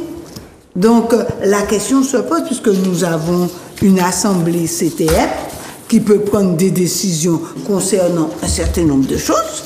Eh bien, il faut qu'on s'y mette. C'est pas la France qui va décider pour nous, quand bien même on est soumis à des réglementations que l'on a choisies, puisque 73, on a choisi d'être dans la Non, France. on n'a pas choisi. Et dans l'Europe, oui. Non. Eh bien oui, On n'a pas choisi. On nous l'a imposé. Les gens votaient, enfin. Nous n'avons pas choisi. Est-ce que l'écologie crée une ségrégation sociale dans certains cas? Est-ce que l'écologie crée une ségrégation sociale pendant certains cas? Je prends par exemple de ce qui était mis en place pour les zones à faible émission. On interdisait aux personnes qui ont certains véhicules d'entrer, de circuler. Donc, ce qui fait que, et souvent, on retrouvait certaines personnes qui n'ont pas, il y a des gens qui n'ont pas les moyens. Ça n'a jamais été le cas. Il y a des gens qui n'ont pas les moyens. Non, ça n'a pas été appliqué. Ça n'a pas été appliqué parce qu'on était concernés par la zone voilà, mais ça n'a pas été appliqué en Martinique. Mais ça aurait pu l'être. Et on sait que la majorité des gens, ils n'ont pas les moyens, surtout de nos jours, quand on voit le coût d'un véhicule, d'acheter un véhicule. En plus, on parle d'augmentation de véhicules, mais rappelons que depuis une année, voire 2 ans, le nombre d'immatriculations a diminué dans nos territoires. Et même au niveau national aussi. Dans les prévisions qu'ils ont en France, on sera à 1 600 000 véhicules immatriculés normalement d'ici la fin de l'année. Depuis 1987, on n'a pas vu des chiffres aussi bas.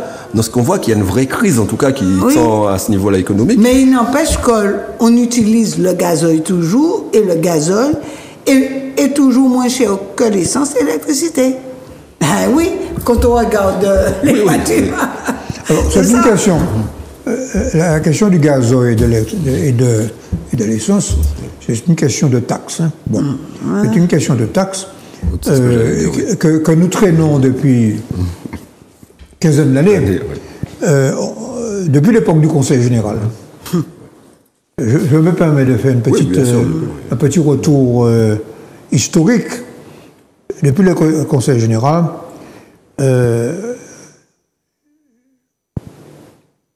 les groupes de pression, on ne pas dire, les transporteurs, il veut dire les transporteurs, c'est ce qu'il veut dire. C'est qu'il y avait les transporteurs sans cibler aucun... Les groupes de pression, on fait pression parce que le gazole est un moyen de production, pour baisser la taxe, la TSC, la taxe, qui est fixée par par les collectivités locales, dans les départements d'outre-mer. Ce n'est pas l'État qui fixe en France, c'est l'État et en partie les collectivités qui fixent la TIPP. Bon, la taxe intérieure sur les produits pétroliers. Bon. Mais, donc, le problème, c'est que aujourd'hui, la décision de faire le gazole moins cher, elle incombe à la collectivité territoriale. C'est-à-dire, est-ce que oui ou non, pour des raisons écologiques, pour éviter, parce qu'il est certain que le gazole émet beaucoup plus de particules polluantes que l'essence sans plomb. Bon, l'essence sans plomb n'est pas innocent non plus. Hein. Bon. Mais néanmoins, le gazole est beaucoup plus polluant. C'est ça la véritable question. Bon, pour revenir à la question de fond, la question de fond, c'est que elle a illustré ça dans son exposé, c'est que nous devons, chaque fois que nous prenons des décisions, faire ce que les économistes appellent une analyse coût-avantage. C'est-à-dire, si on prend des mesures pour interdire ou taxer les pesticides, qu'est-ce que ça va nous coûter pour l'agriculture? Bon, et c'est ça le fond du problème. Bon, donc nous devons, et en fonction de nos réalités locales, parce que la manière dont on cultive la tomate en Martinique, c'est pas la même manière dont on la cultive sur la Côte d'Azur. On a de vraies difficultés ici de cultiver de la tomate. On sait que très souvent maladie. Il y a des maladies. On a pu trouver une variété, mais c'est très compliqué. Il y a des maladies pour certaines variétés. C'est très compliqué, oui. Bon, par conséquent, je souscris tout à fait à ce qu'a dit Mario Laurence. C'est même si nous savons qu'il y a des décisions européennes qui sont prises, bon, ben, c'est à nous, dans certains cas, bon, il y a quand même ce qu'on appelle l'article 349 du traité européen, qui permet dans certains cas de demander des dérogations en fonction des spécificités locales. Oui, tout à fait. En tant que RUP, en tant que région ultra-périphérique. Je rentre un petit peu dans le détail, juridique, mais on n'est pas totalement désormais sur ces questions-là. Voilà. Vous avez parlé du transport, je voulais juste vous dire que là, en ce moment, le réseau ferroviaire en France est en grande difficulté. Et d'ailleurs, ils ont besoin de 4,5 milliards par an pour pouvoir le rénover. Et là, le gouvernement envisage de mettre 1 euro de plus par ticket inter-cité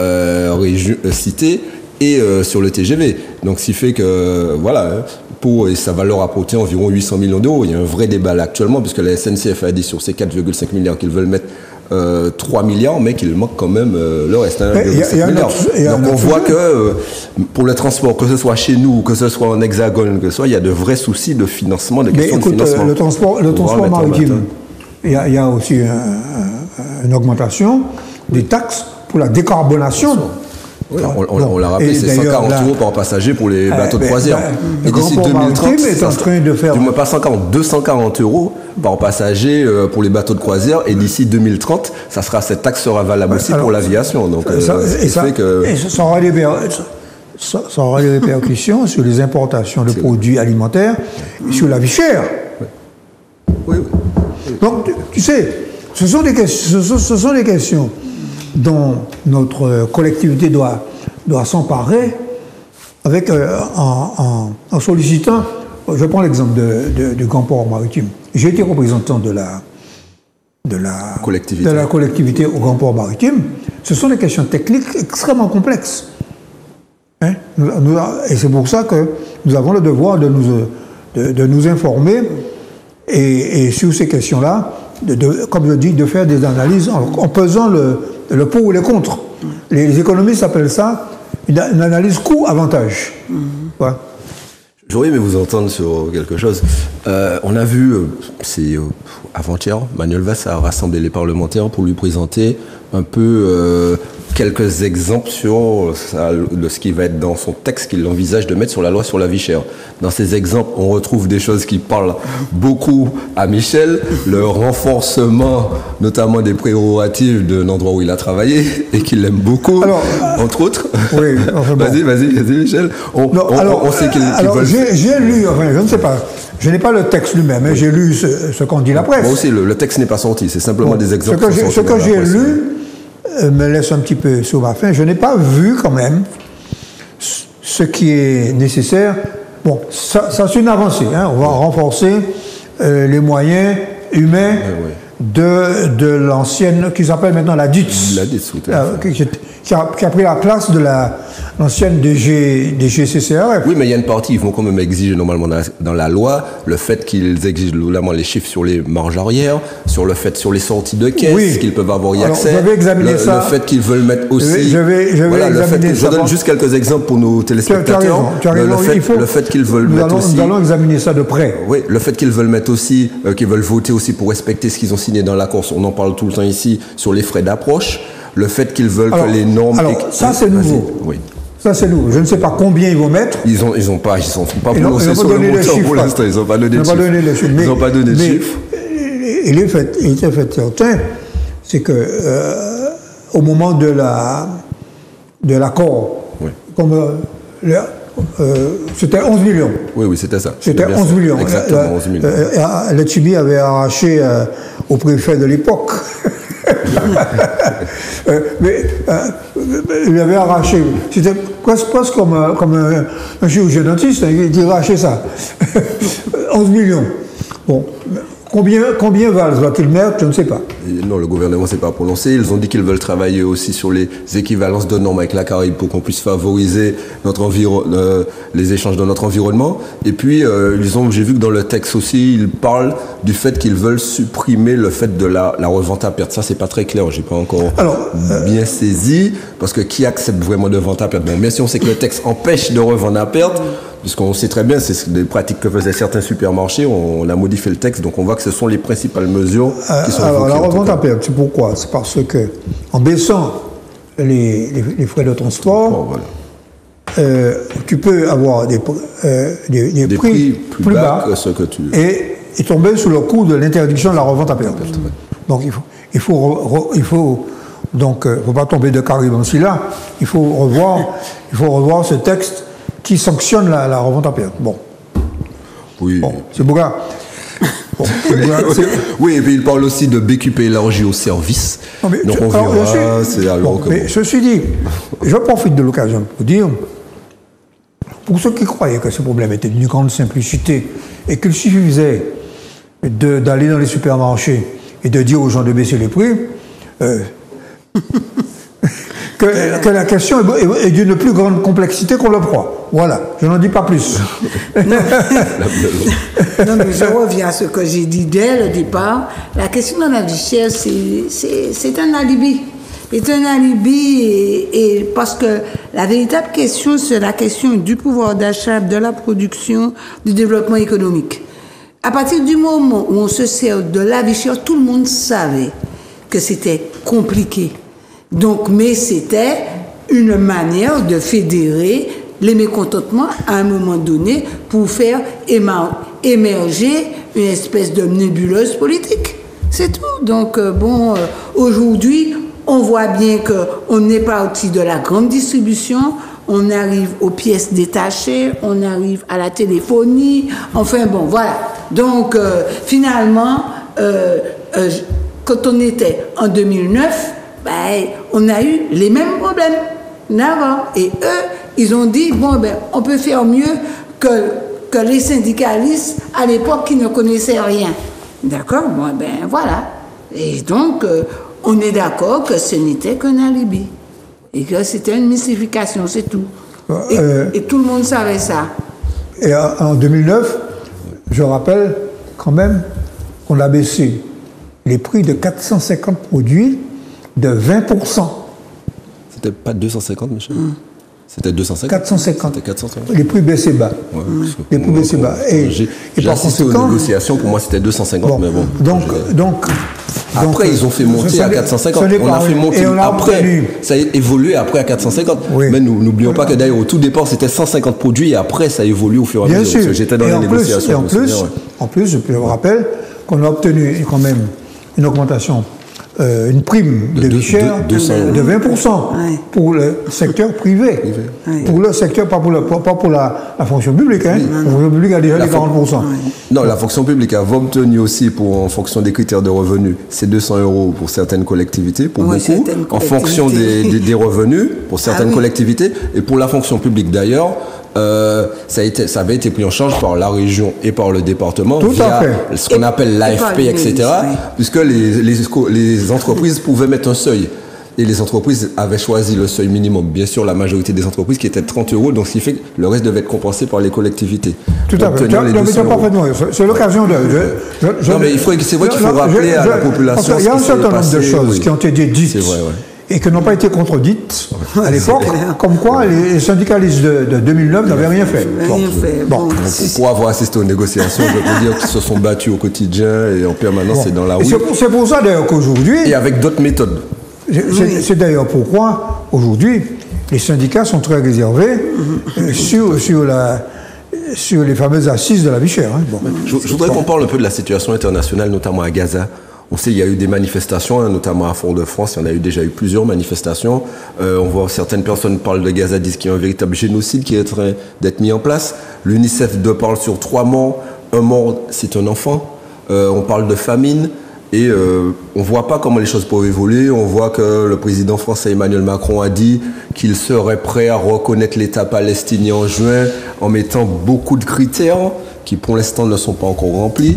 Que pensez-vous de la situation notamment humanitaire, mais pas qu'humanitaire, internationale et de ce qui se passe à Gaza?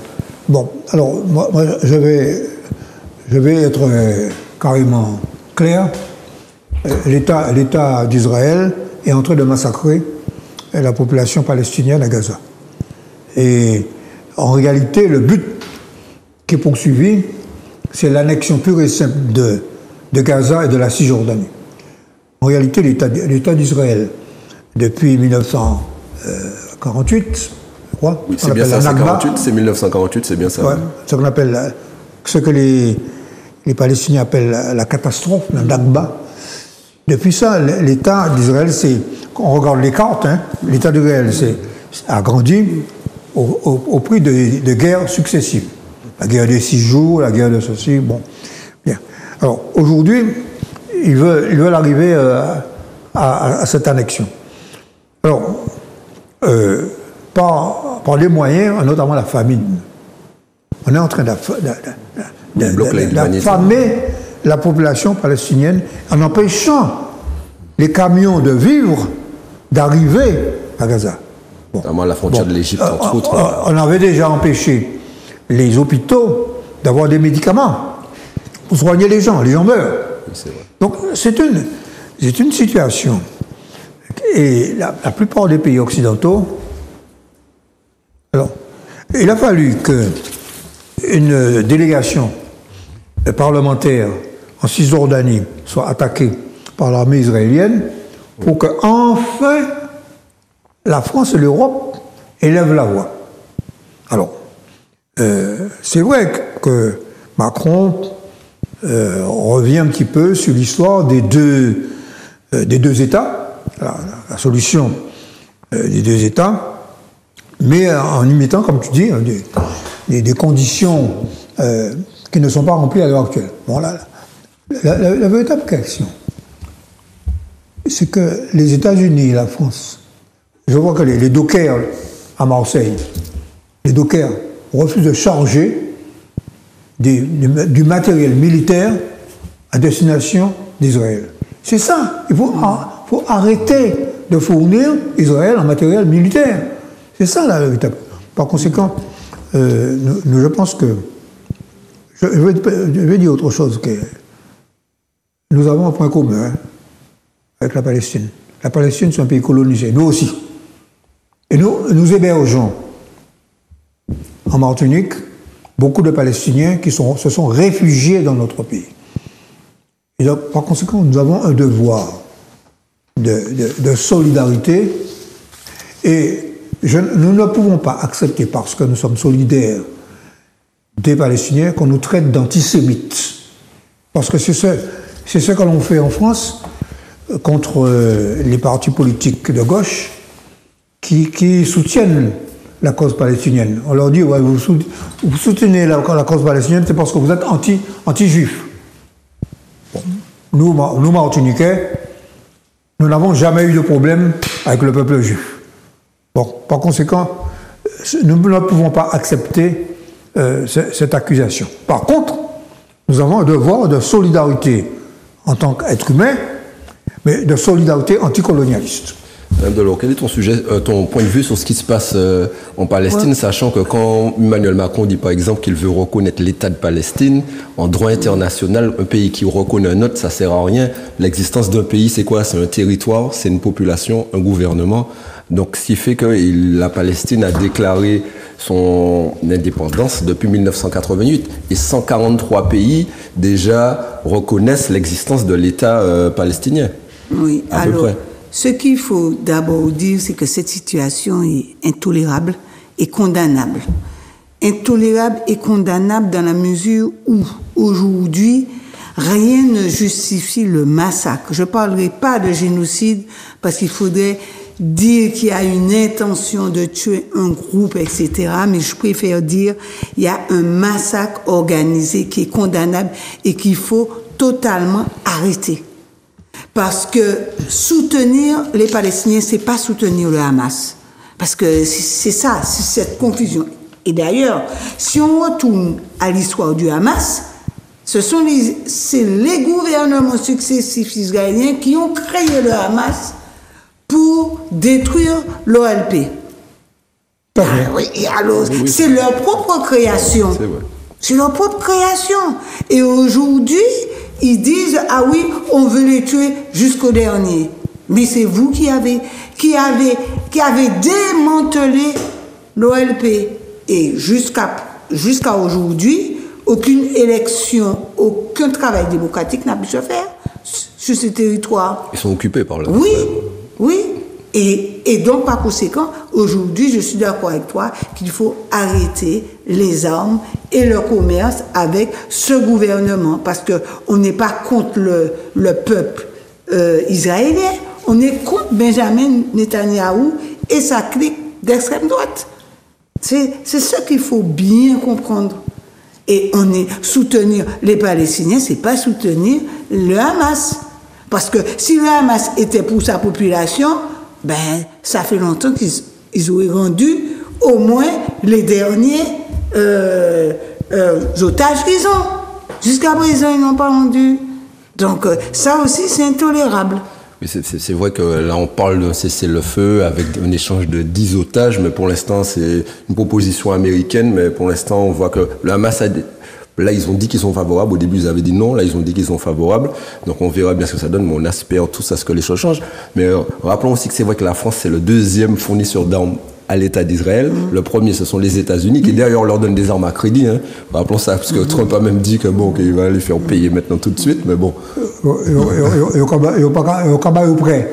Oui, c'est ça. J'ai utilisé le terme crédit, mais ils donnent les armes après. Et Trump a dit que pour essayer de faire pression sur eux, sinon il va exiger qu'ils payent tout de suite les armes. Il n'a pas dit qu'il ne va pas leur donner, il a dit qu'il va les faire payer tout de suite les armes. Donc bon, c'est Donald Trump. D'ailleurs, on voit que, comment pensez-vous de ce qui se passe actuellement, le couple Trump-Musk en plein divorce avec des échanges terribles qui se passent jusqu'à aujourd'hui. Rappelons qu'à la base, il avait une mission de faire 2000 milliards d'économies dans son ministère. Il a réussi à en faire une centaine. Et là, on voit que depuis 2-3 jours, d'ailleurs aujourd'hui encore, les échanges ont été terribles entre eux. Parce que Trump a menacé d'ailleurs de retirer tous les grands contrats d'armement qu'il a signés, notamment avec la NASA. Parce que rappelons que même s'il n'est plus au gouvernement, il a signé des contrats mirobolants avec la NASA. Bon, alors moi ce que je note, c'est que effectivement, la politique de Trump par Musk consistait à sabrer dans les dépenses des différents ministères l'État fédéral. Oui, mais sauf sur la partie sociale. C'est ce qui a d'ailleurs pas valu la difficulté entre eux, parce qu'ils voulaient s'attaquer à l'électorat de Trump, et c'est là qu'il y a eu une difficulté. Oui. Le début des soucis entre les deux. Alors, il s'agissait de réduire de 1000 milliards de dollars. Il allait d'abord dire 2000, après il a modifié, il a 10 000. Oui. Bon, en tout cas, c'est un échec. C'est un échec, et comment dire, Musk critique vertement le budget présenté par Trump.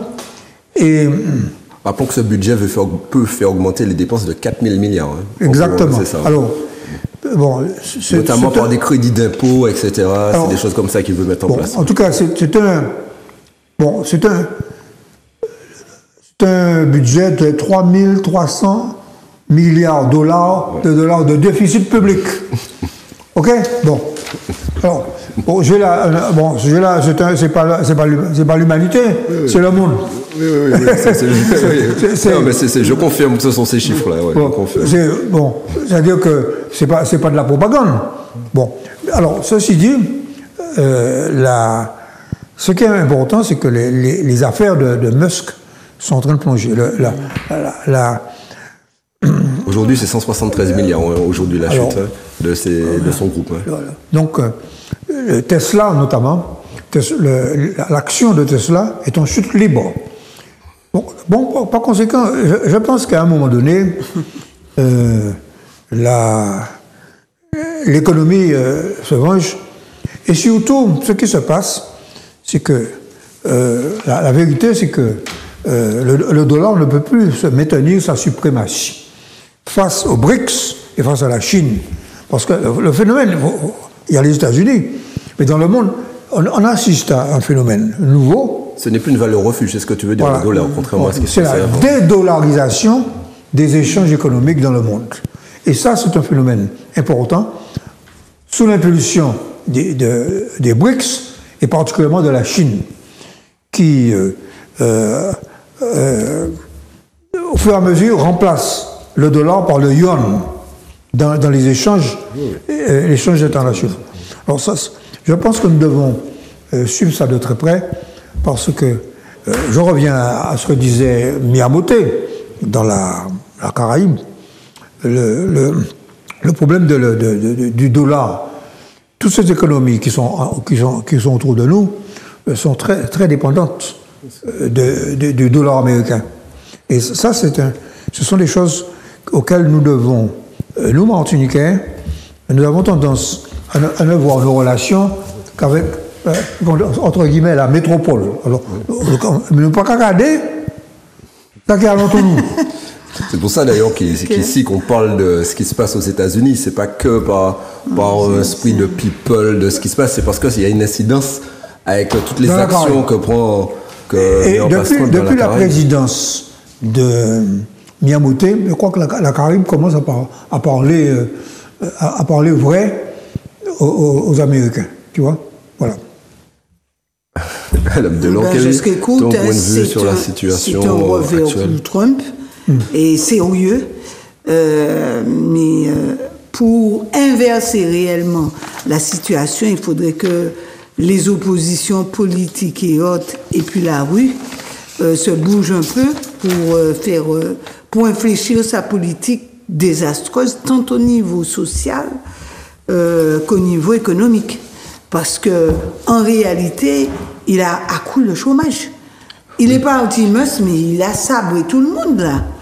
Et le chômage est passé à 5%. Oui. Il est passé à 5% aux États-Unis. Pour certaines personnes, c'est pas grand-chose. Ouais. Mais rappelons qu'aux États-Unis, quand il arrive au pouvoir, c'était le plein emploi. Il y avait 1,5% de chômeurs à peu près, oui. Pas plus que ça.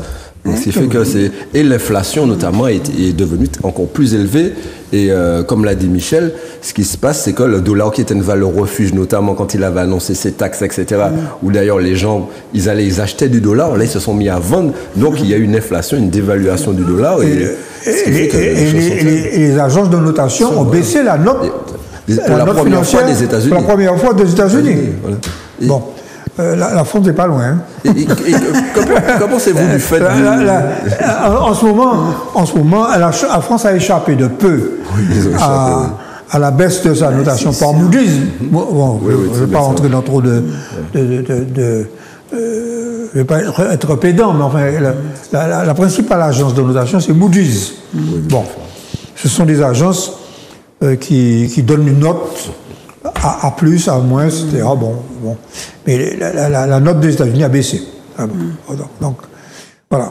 Bon, moi, je veux juste rajouter qu'aujourd'hui, j'ai vu un tweet d'Elon Musk qui dit que si on a... Parce qu'il y avait un scandale à l'époque avec Jeffrey Epstein qui était sorti. Rappelons que c'est qui? C'est quelqu'un qui qui avait des pratiques vraiment, notamment, c'est un scandale sexuel notamment. Il y avait un esclavage il pratiquait l'esclavage sur des mineurs, sur certaines personnes, et il y avait beaucoup de hauts dignitaires qui étaient dans ce scandale-là et qui s'est suicidé d'ailleurs en prison.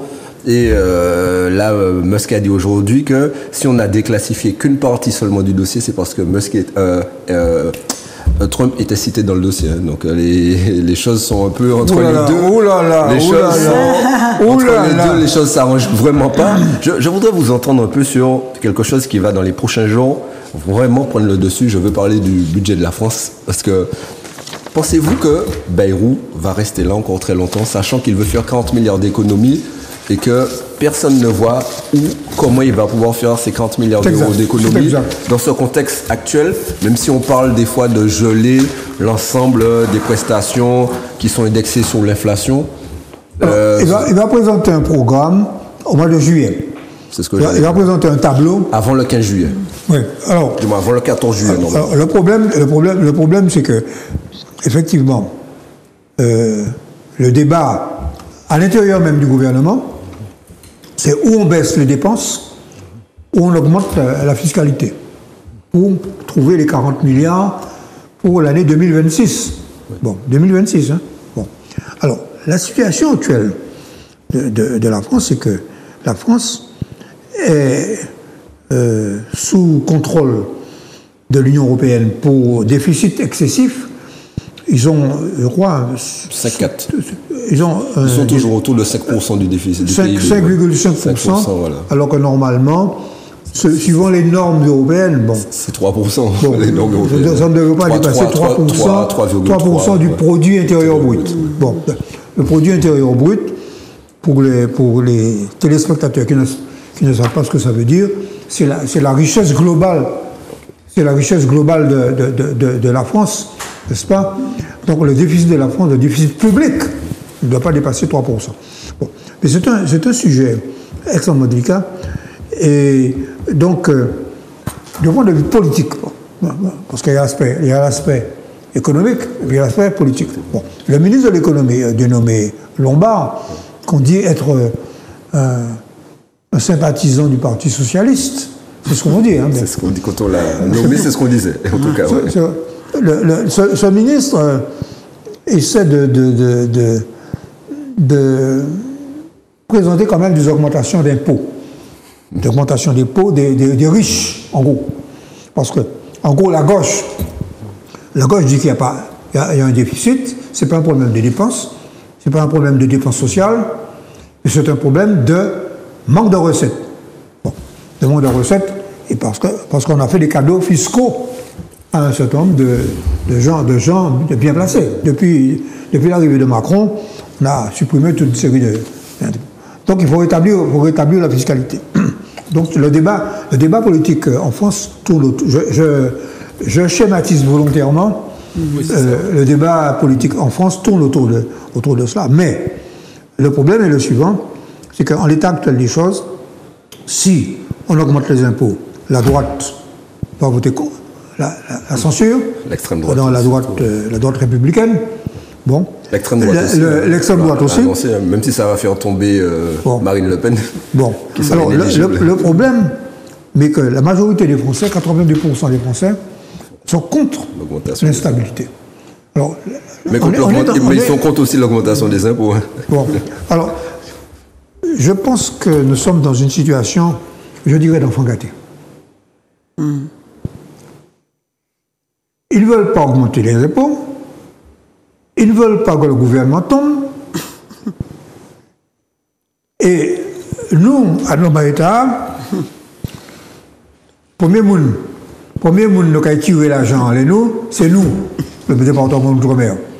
Alors, je pense que nous devons suivre cette question-là de près, parce que, en même temps, c'est au mois de juillet que la loi sur la vie chère va être présentée. C'est ce que j'allais dire. Bon, donc, je crois que dans le contexte actuel, nous Martiniquais, nos députés doivent s'arracher les cheveux. Mais ils ne veulent pas retourner aux élections non plus, donc ils ne veulent pas faire tomber le gouvernement. C'est ce que certaines personnes te diront. Il y a beaucoup de partis qui ne veulent pas que tout de suite qu'il y ait de nouveau des élections, parce qu'ils savent que ça sera un tremplin vis-à-vis notamment des municipales qui vont arriver. Qui ne sont pas sûrs de retrouver leur siège. Voilà, notamment, on ne sait pas ce que va donner l'alliance avec LFI. Hein. Je pourrais même dire que Olivier Faure, qui est le secrétaire général actuel, parce qu'il y a des élections d'ailleurs dimanche au Parti Socialiste, sans LFI, il n'aurait pas gagné. Dans sa circonscription, par exemple. Alors, bon, dans certaines circonscriptions, d'ailleurs, c'est un peu le cas pour le Parti communiste. Hein. Bon, oui, c'est vrai. Beaucoup, c'est vrai que c'est cette alliance qui a permis qu'il y a eu beaucoup de personnes. Donc le problème, la situation, comment on dit au créole, la marée en France. La marée. Voilà ce que je peux conclure sur cette situation. Oui, moi je suis de cet avis. C'est la fin de cet état-providence. Aujourd'hui, ils cherchent des recettes partout. Et donc, et nous pouvons faire les frais de cette recherche de recettes et d'augmentation d'impôts. Donc, suivre ça, et les collectivités risquent de voir leur dotation baisser. D'accord? Ça veut dire encore de l'endettement. Et ça veut dire encore des difficultés pour tous les secteurs de la Martinique. Vous pensez qu'on pourrait échapper à l'augmentation des impôts? Qu'on pourrait échapper à l'augmentation des impôts? Est-ce que c'est faisable? Moi je ne pense pas qu'on puisse échapper à une augmentation. Tout dépend quels impôts. Bon, on a beaucoup parlé de la TVA sociale. TVA sociale. Bon, beaucoup de personnes, c'est réalisable dans ce contexte-là, ça ne sera jamais voté. Bon, maintenant, ceci dit, les impôts qu'on va augmenter, ce sont les impôts sur les sociétés. Il faut augmenter les impôts sur les sociétés. Bon, il faut repasser.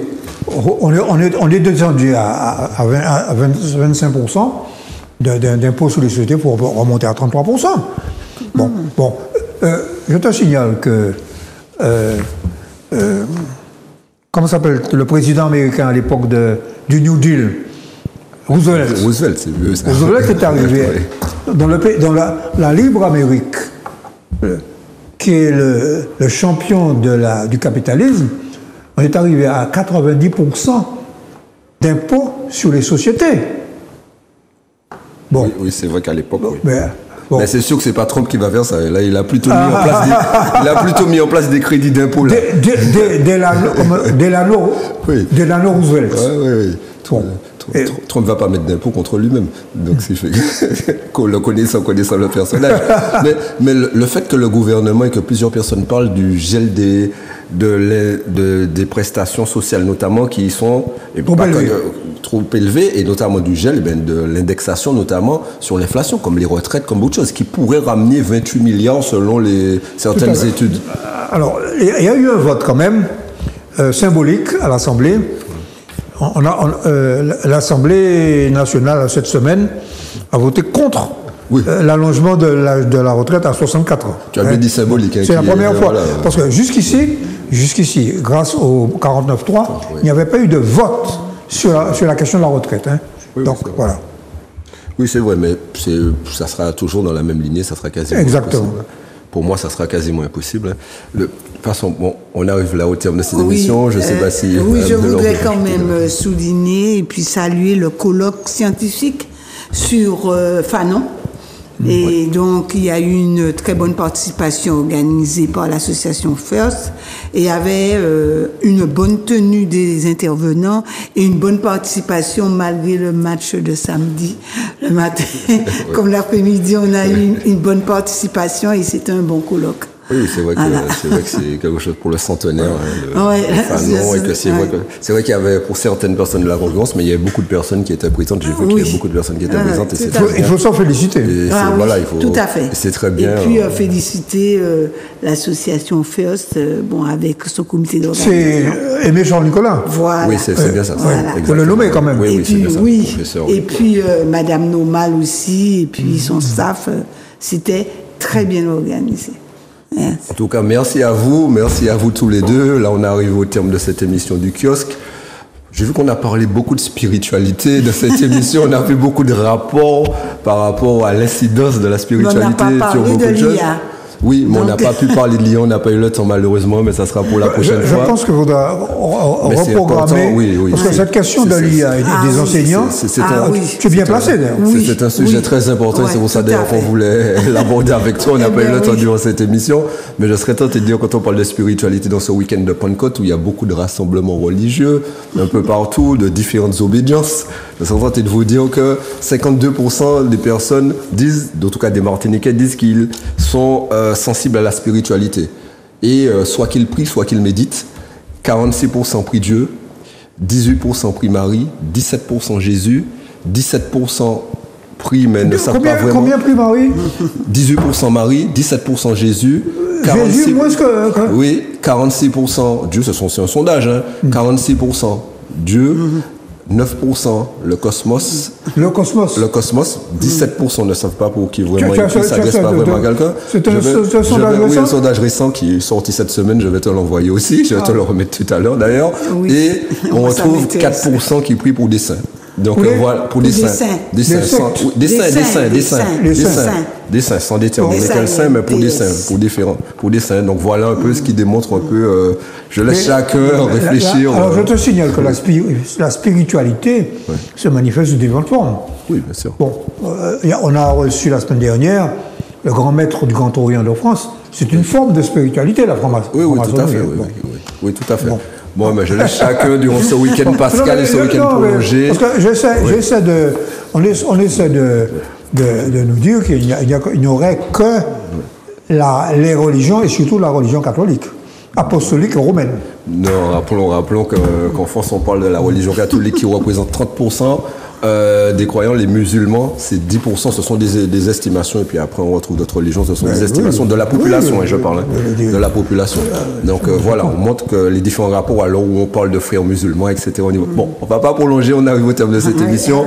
Je vous remercie à tous les deux, je remercie l'ensemble de l'équipe de Zouk TV. La semaine prochaine, Emmanuel Granier sera présent avec nous. Passez un bon week-end, soyez prudents, faites attention sur les routes. On sait que des fois, il y a malheureusement trop d'accidents, déjà trop de morts sur nos routes. On l'a dit souvent dans ce long week-end prolongé. Pour ceux qui vont pouvoir en bénéficier, en tout cas, profitez-en tous. Et nous vous donnons rendez-vous la semaine prochaine à la même heure. Merci à tout le monde et passez une bonne fin de soirée. Merci.